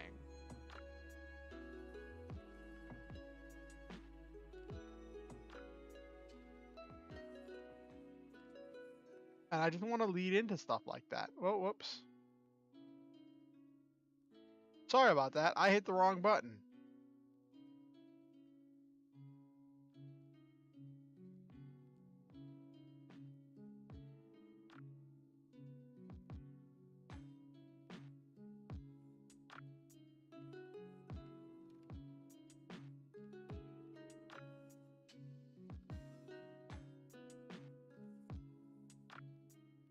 What? What? Solo max level newbie, rereading BJ Archmage and Disaster Class Hero. That's interesting.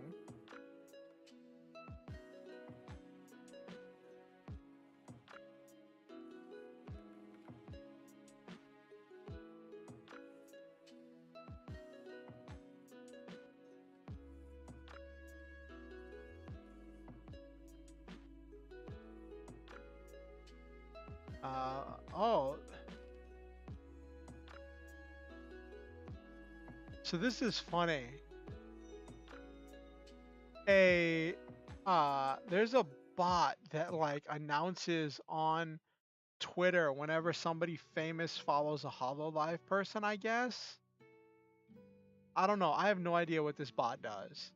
But it just announced that apparently John Cena, the John Cena, is following Ina from Hololive EN. And people are just like, what?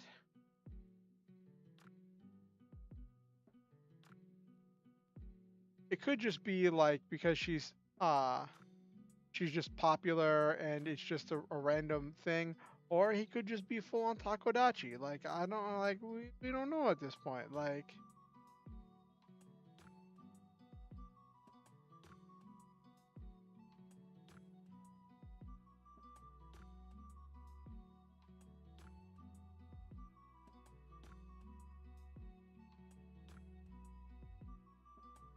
no, it looks like this is the actual John Cena.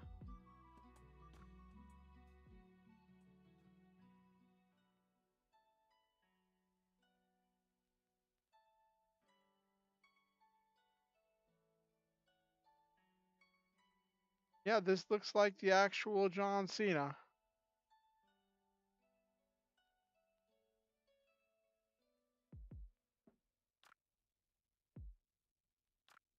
Oh, really? Nabaru, think up stories that are not Yabai challenge level impossible.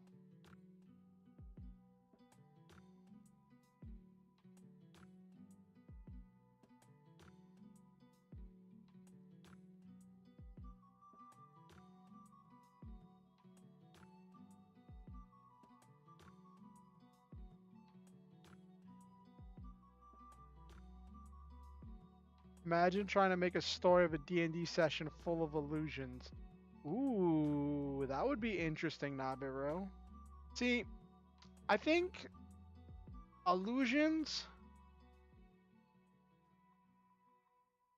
Desalter would be Desalter fall.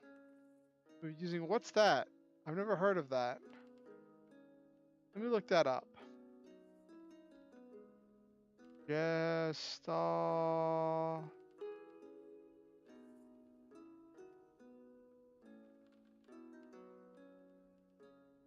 Stalter fall. What's that?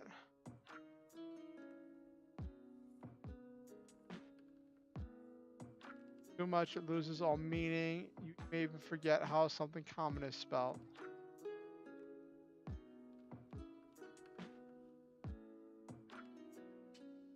Results are fall. Here, we got the Wikipedia article on it. Shape decomposition is a type of visual agnosia and is a psychological phenomenon where delays in recognition are observed when a complex shape is stared at for a while as the shape seems to decompose into its constituent parts. In plain terms, if a subject reader hears the same term over and over, the term ceases to have any meaning.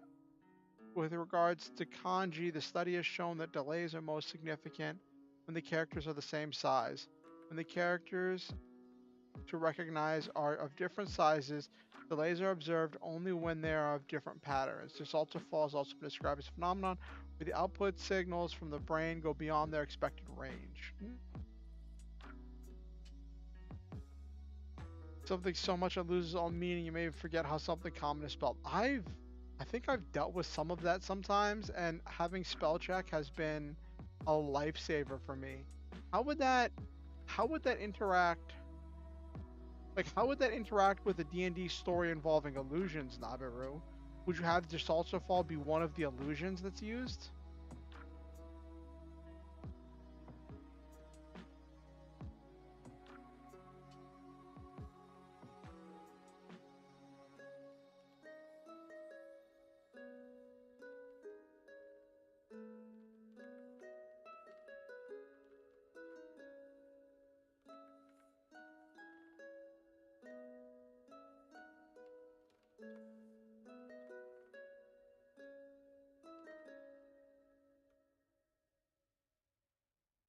Yeah, um, So, would you intentionally show something to your players um so much that they lost all that they became desensitized to it for just of all?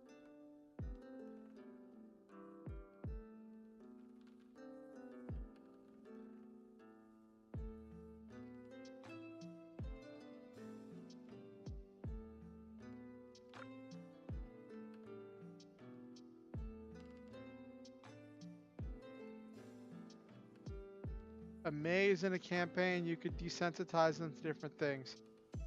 I guess? I'm not sure how fast that would set in.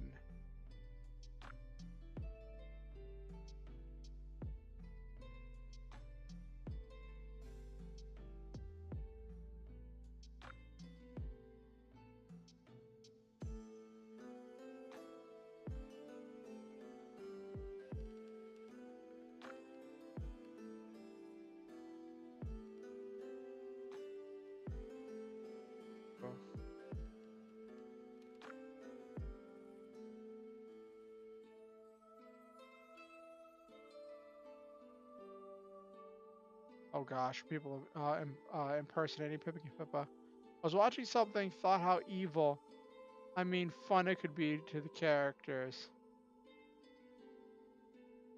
I guess that could be interesting. So like in D&D, in actual practice, illusions, um, in my experience, rarely get used because they require a lot of creativity, and illusions are usually really like low level spells. Um, and when players come up with some creative way to make them, it can break the DM's scenario. And if the DM isn't ready or willing to break with their scenario, the default thing is usually to say, the enemy watched you cast the illusion, so it doesn't affect them because they know it's fake. Um, and that I don't think that's a really good answer for the challenge that illusions pose to encounter creation.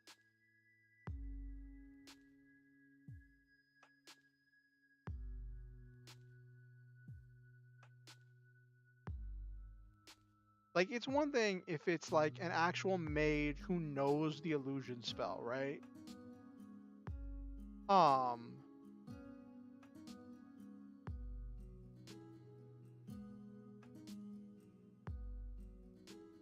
yeah, making things anime always makes them trickier and challenging.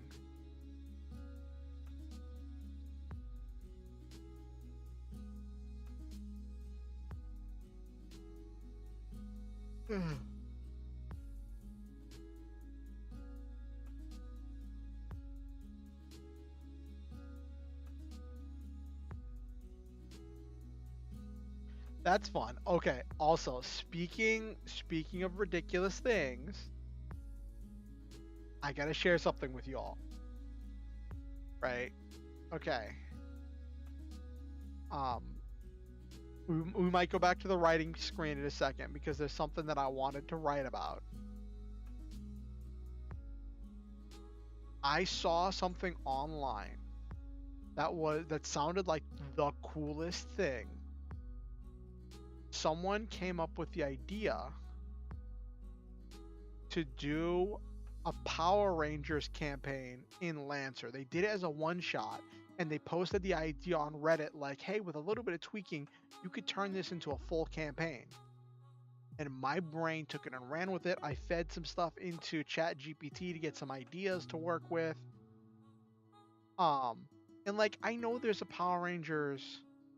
um, there's a Power Rangers TTRPG, right?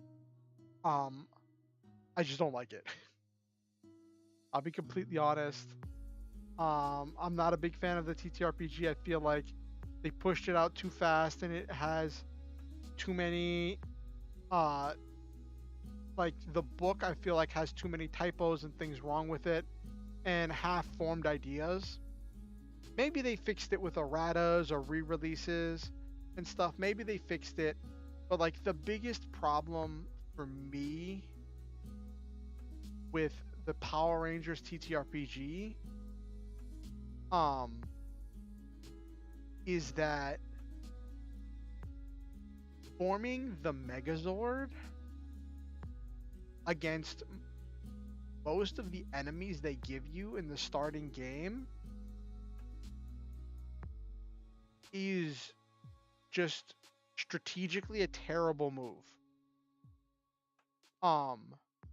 Because for one thing, you only get one turn instead of the 4 or 5 or 6 or however many players you had turns, right? Second, you're only as strong as your strongest member of the thing. You might have upgrades on your Zord to add different things or whatever. And third, all damage is split evenly between all the members of the Megazord. And whenever you get below a certain amount, whenever someone takes enough damage that I think they drop to 0, the Megazord breaks apart, right? If I remember that properly. But the fact that the damage gets split evenly, and that sounds pretty fair, right? Damage gets split evenly. You're splitting the damage 4 or 5 ways instead of one way. That's great until you get to one tiny problem. 90%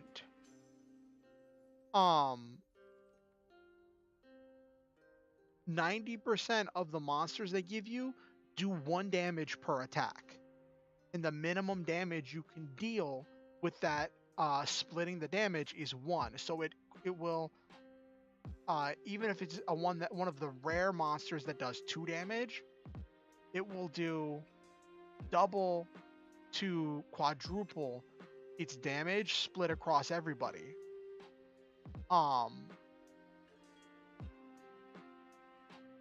And that, like, some people pointed out that if it only dealt damage to one person, you would just have whoever has the most HP absorb the damage, and it would remove all challenge as soon as you form the Megazord. Like, as soon as you form the Megazord, the entire party becomes unkillable, and you just wail on the enemy monster until it dies. Which that's kind of the point of the Megazord. But then there's no challenge. And my counterpoint was that that's something that should have been thought about in encounter design.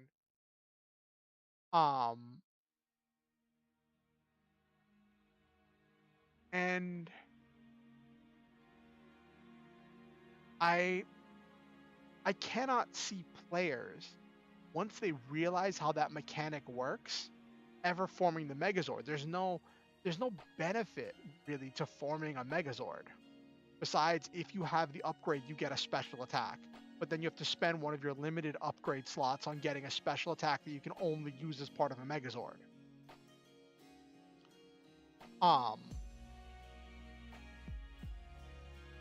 And when you could just spend that on an upgrade for your Zord to operate regularly, it just doesn't add up. So, like, with that said, right, then there's also the fact that because of the size differential, you get a bonus to attacking something bigger than you. It could theoretically be more efficient to have the party stay as rangers attacking giant monsters, because then they're more likely to hit and do damage. Because once you incorporate the size differentials in the Power Rangers TTRPG, forming a Megazord becomes a downgrade because the monsters get to hit you easier and it's harder for you to hit them because of how big you get. But anyway, I don't want to spend time here like bashing the Power Rangers TTRPG. I think it has a lot of good ideas. I just don't think I want to run it. And I'm not 100% that I want to play it. But I'm definitely sure that it's not something that I really want to run. But yeah, you're right. Power Rangers does sound like a silly fun to make into a campaign. It's Monster of the Week show, which sort of fits as short sessions. Yeah. You can have stuff. Each episode becomes a session, essentially. So you can still have your two-parters. You can have your your story arcs, you can have your things. It's just that you don't spend scenes focusing on the villains, which is like a lot of what happens in the Power Rangers episodes.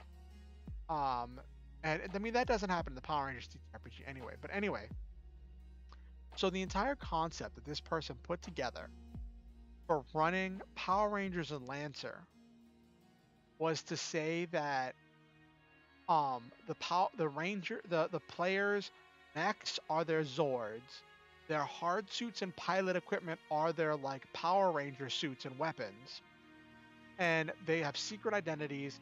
And said they can use a free action to transform if they once they get out of sight whenever an attack happens into their suits, and they can use a a quick action to summon their Zords. Hold on, let me pull it up.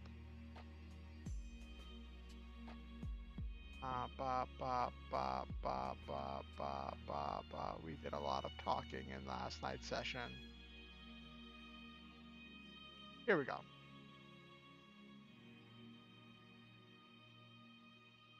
A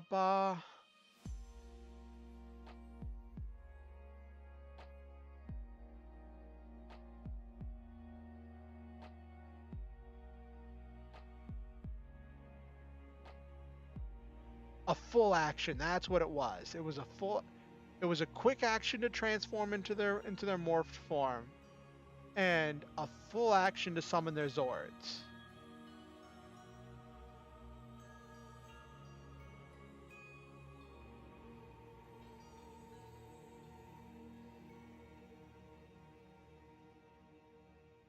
Right.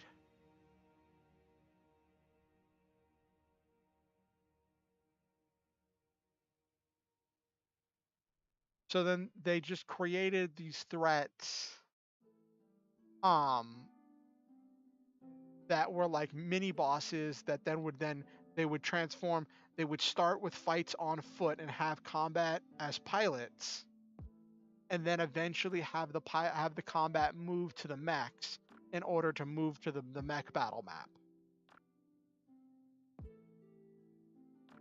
which I thought was interesting.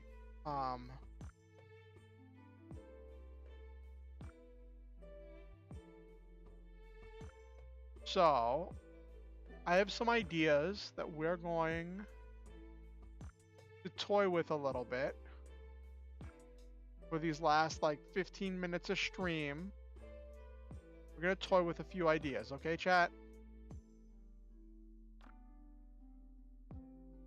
Okay, here we go. Cool.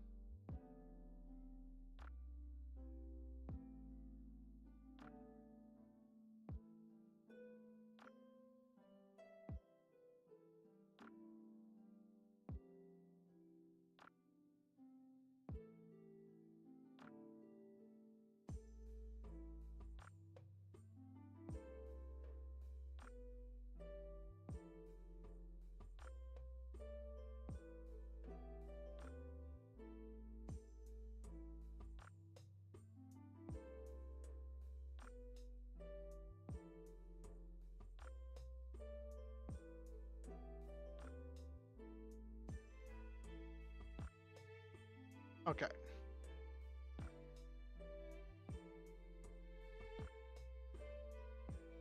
Yeah, some you see in some seasons where they have civilian powers that the Rangers can use, and sometimes you'll see situations where the Rangers will fight different monsters unmorphed, and then they'll only morph as the battle gets going, and it's done to create tension or to represent the players getting caught out in a situation that they aren't ready for. So I have a lot of ideas. Let me pull up my notes, and we're gonna type these up. I put them together in a notepad on my phone, and I want to put them together here. Carter Grayson was always amazing and and just shot everything. He's like his generic answer to the problem was to shoot it. He applied gun to problem, and he did it very courageously.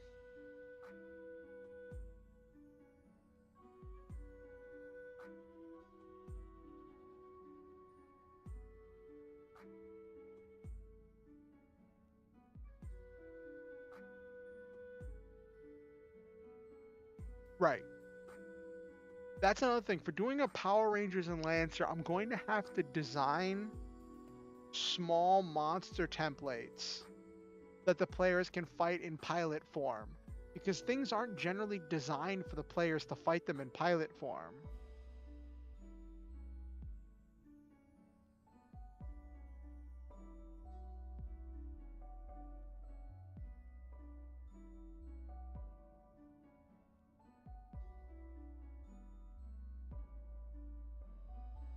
I'm trying to take inspiration from Power Rangers Beast Morphers and how they had the grid battle force that was like a fighting force that supported the Rangers, because I think that that's a bit more believable and a bit more functional.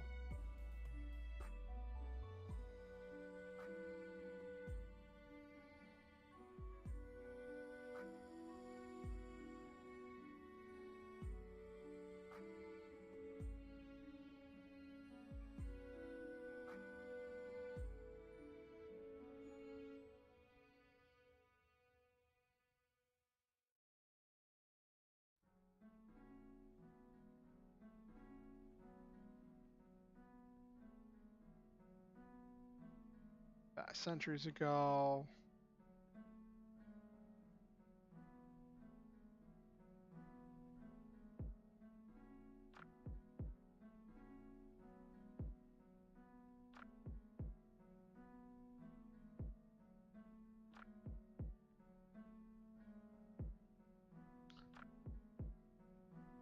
The initial episodes when they get their powers and the team ups, does it lose interest for you as you go through the season, Nabiru?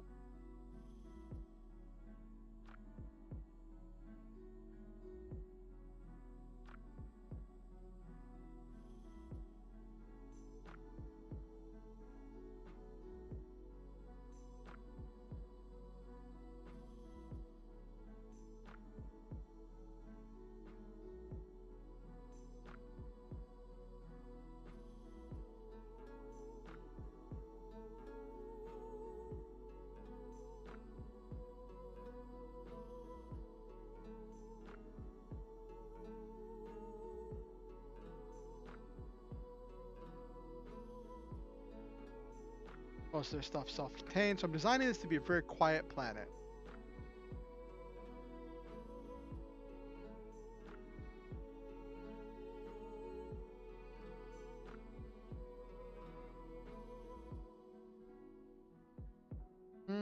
Okay.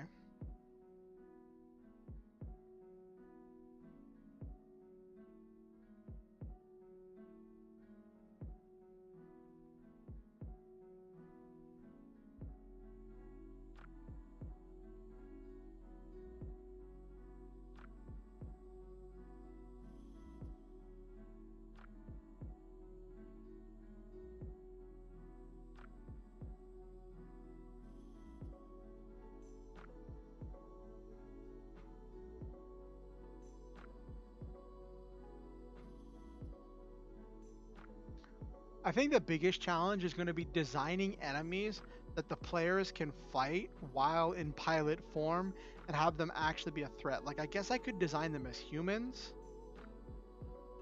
These 3 episodes, Sentai and Magical, it's until the Henshin, and then I decide from there. Oh, have you watched any Sentai seasons all the way through, Nabiru?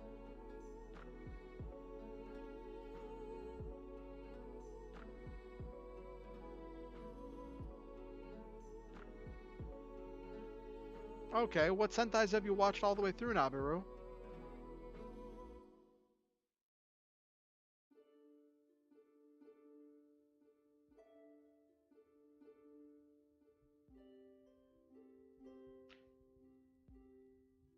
Oh, okay.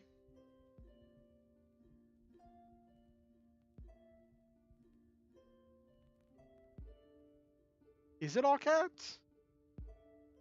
The main one's a tiger. I guess the other one's a leopard. Is Jungle Fury all cats? I never really watched Jungle Fury. I've seen bits and pieces, but don't they have a rhino?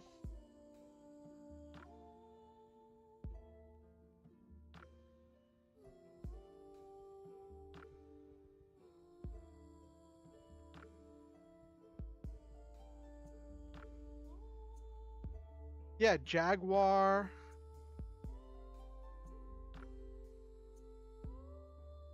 RJ's the wolf in Jungle Fury, and then don't they have a rhino?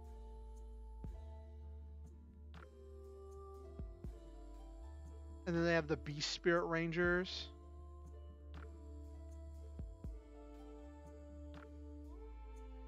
Yeah. You like Mystic Force? Mystic Force was interesting.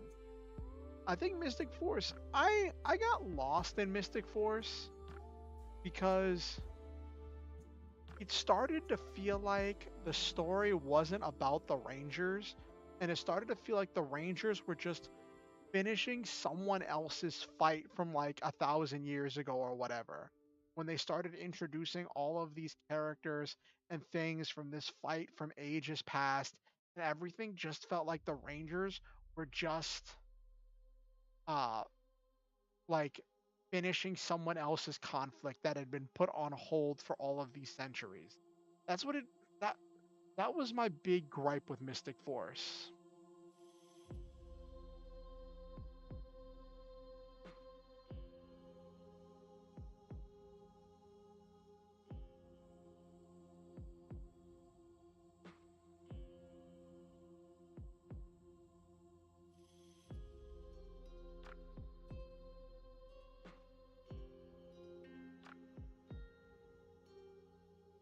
SPD was just something on TV. I can see that, Nabiru.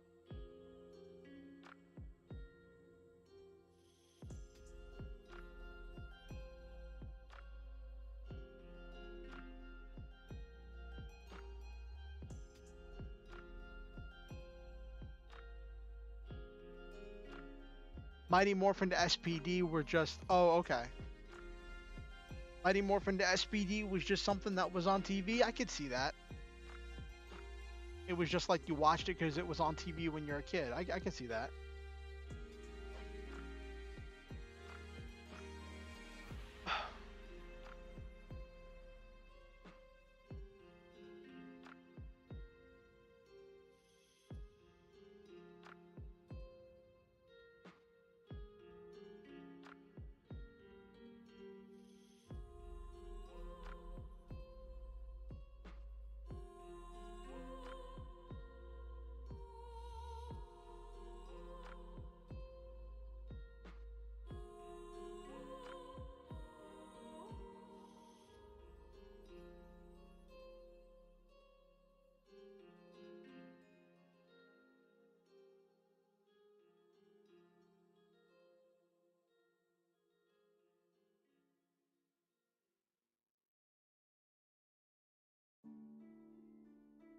Okay.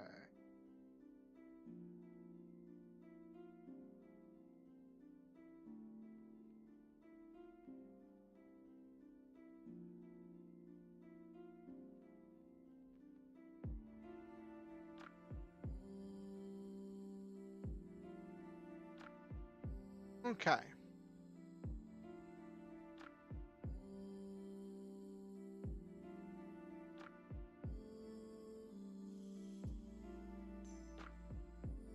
All right. So I have the generic premise.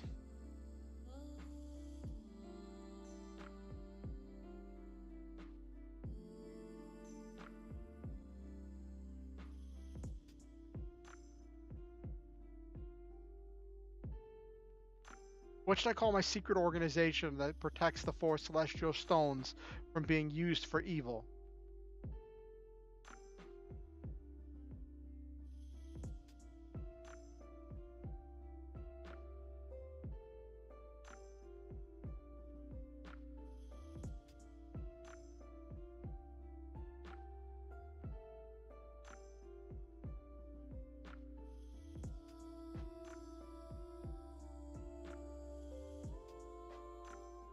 Okay.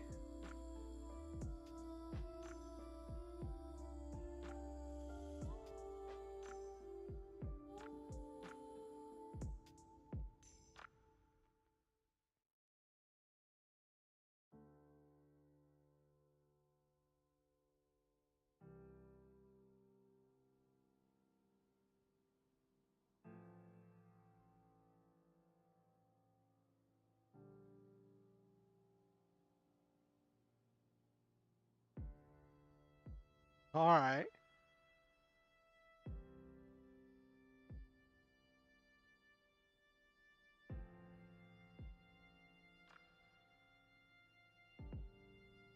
Of course, got to do the Zordon and Alpha. I guess I could just call them the Power Rangers.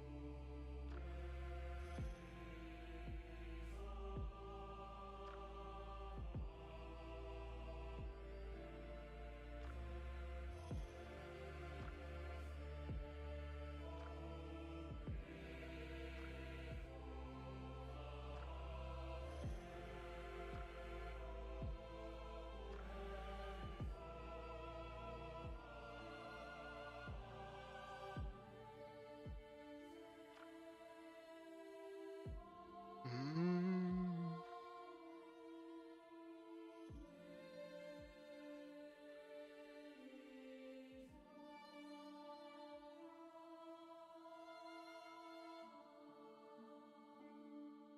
Comprehension.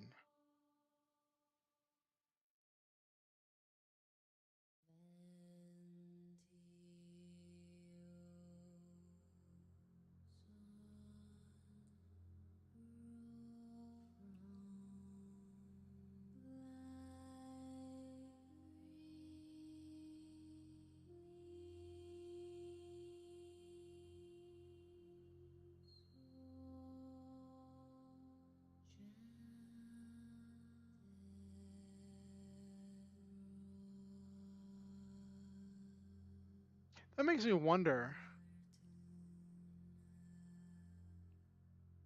That gets me wondering.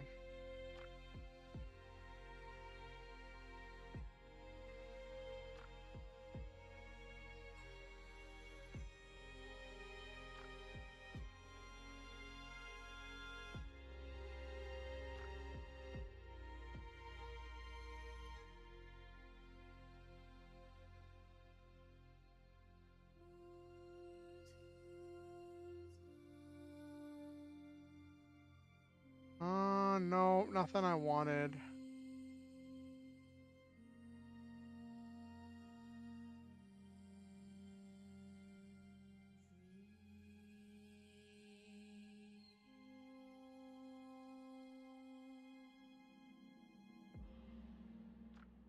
That was not the button I wanted at all. There we go. If you don't mind, canon names could be cringy and use 90s names like Mighty Troopers from Beverly Hills. Oh my gosh. That would be funny.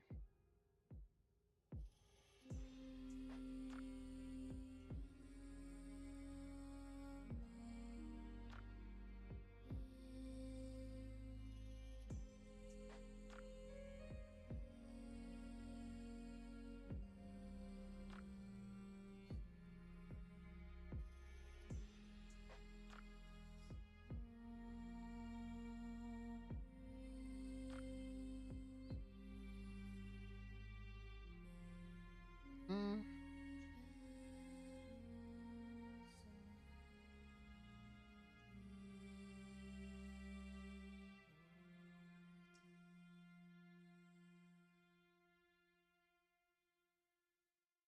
Okay.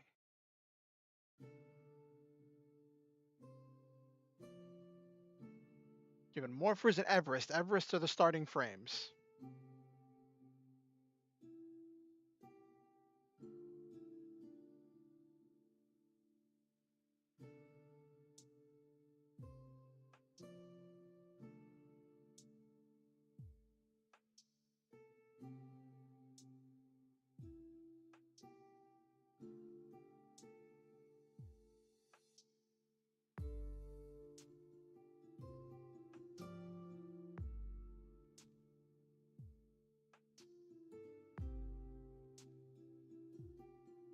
Every session.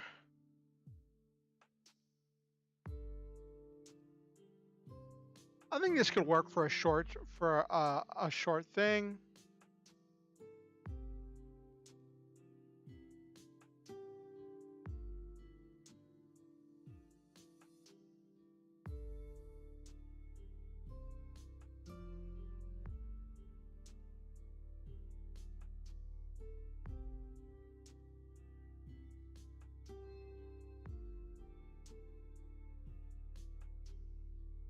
Create small monsters and pilot scale enemies for them to fight.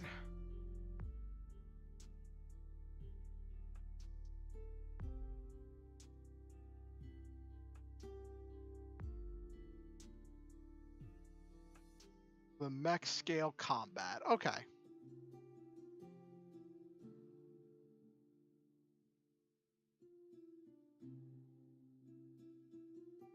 All right. I think we have a basic outline of a campaign here.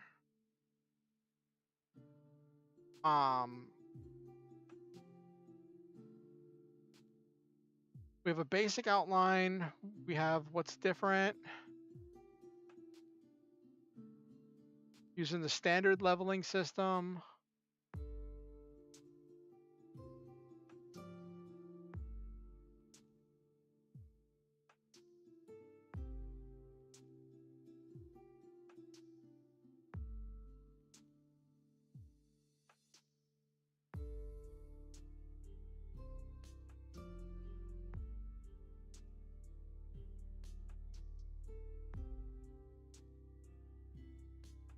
Organization.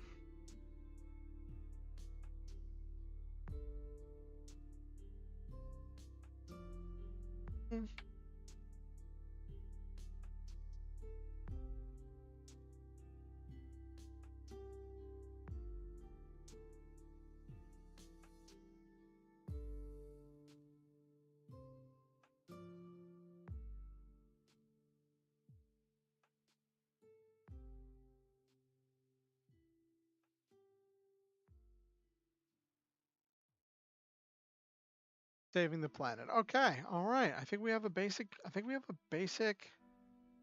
outline here. Need a name. Still need to figure out how to design pilot scale enemies or what I'm going to do for pilot scale combat. I might design some enemies as pilots.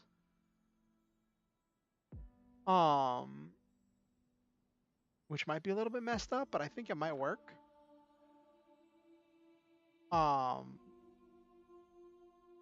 We'll see.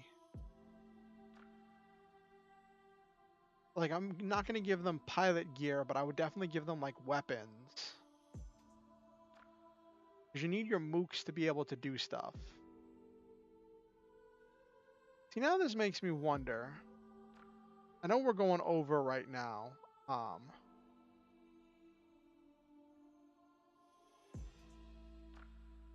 know we're going over when I would normally end.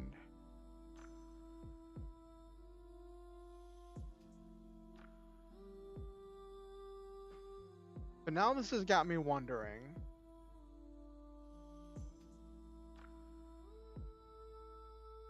I tried creating them. So you're not supposed to put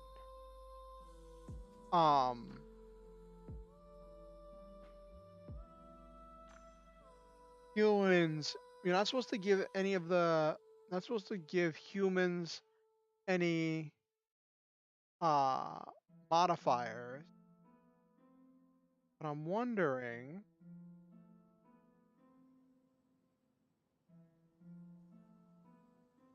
You're one human.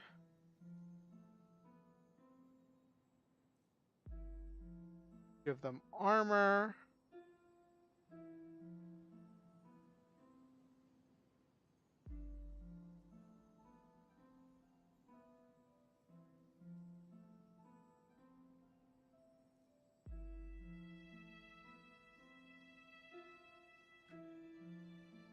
All the players are going to have at least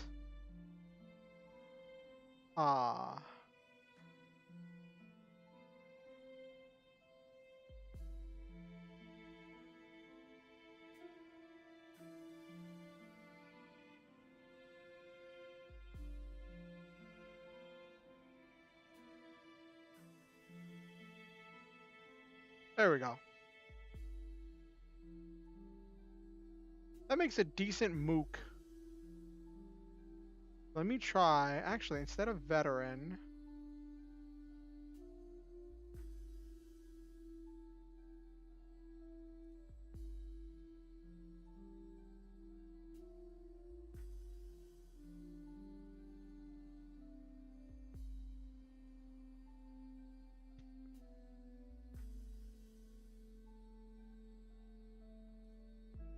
So that's just an android. It's got a lot of HP.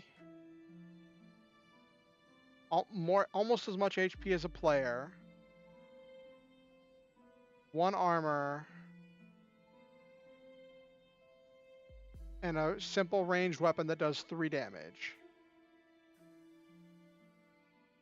With a +1 attack bonus. At tier 1, that makes a decent mook. It's not quite a monster.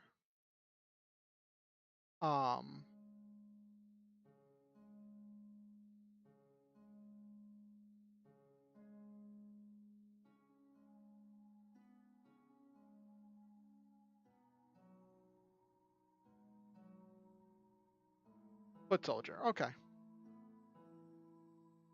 It's technically illegal, but the thing is, you use rules as you see fit in this game.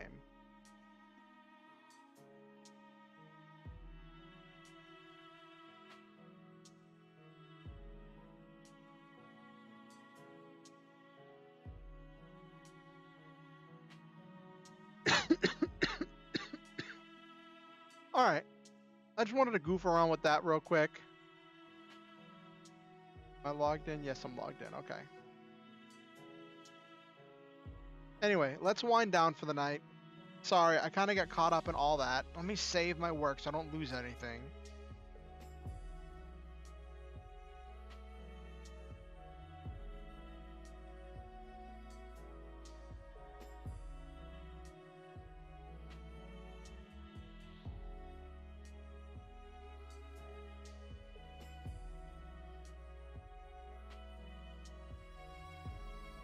Okay, I'll put that in its own folder later.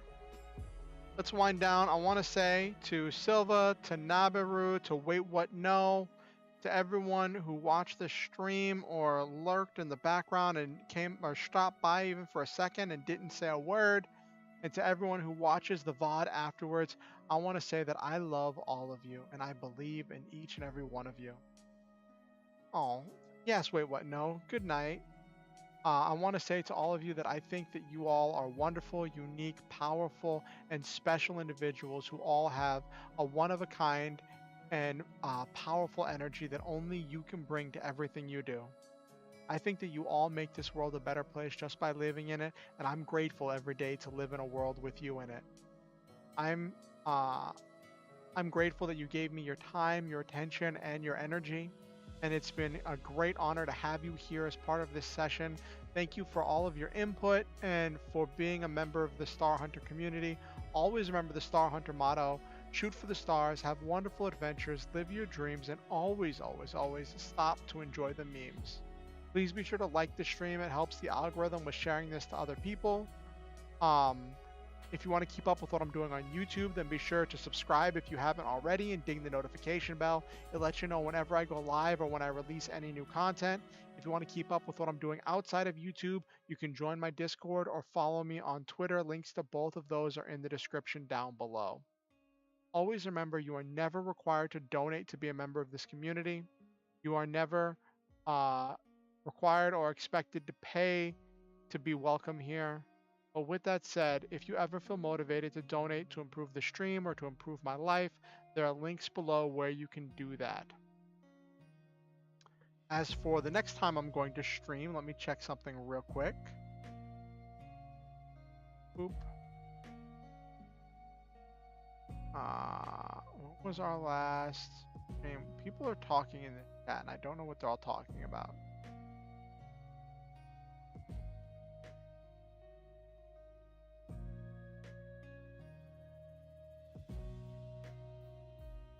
Trying to find when was the last time. They're all talking. I'm trying to find when was the last time someone said we're having a game. I can verify if I have a stream on Tuesday this week or not.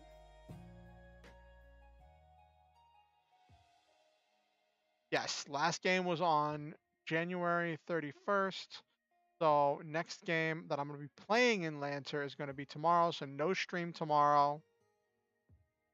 Uh, next stream is going to be Friday night, 8:30 p.m. EST. I'll probably play a game. I'm not sure what game I'm going to be playing. Might be going back to Armored Core. Might start some Super Robot Wars. We'll see. I'll see how I'm feeling because we're kind of stuck at a hard part in Armored Core, and I don't want to spend an entire stream just beating my face against the wall. Anyway, good night, everyone. Remember, you're amazing, you're powerful, you're beautiful, and thank you for coming.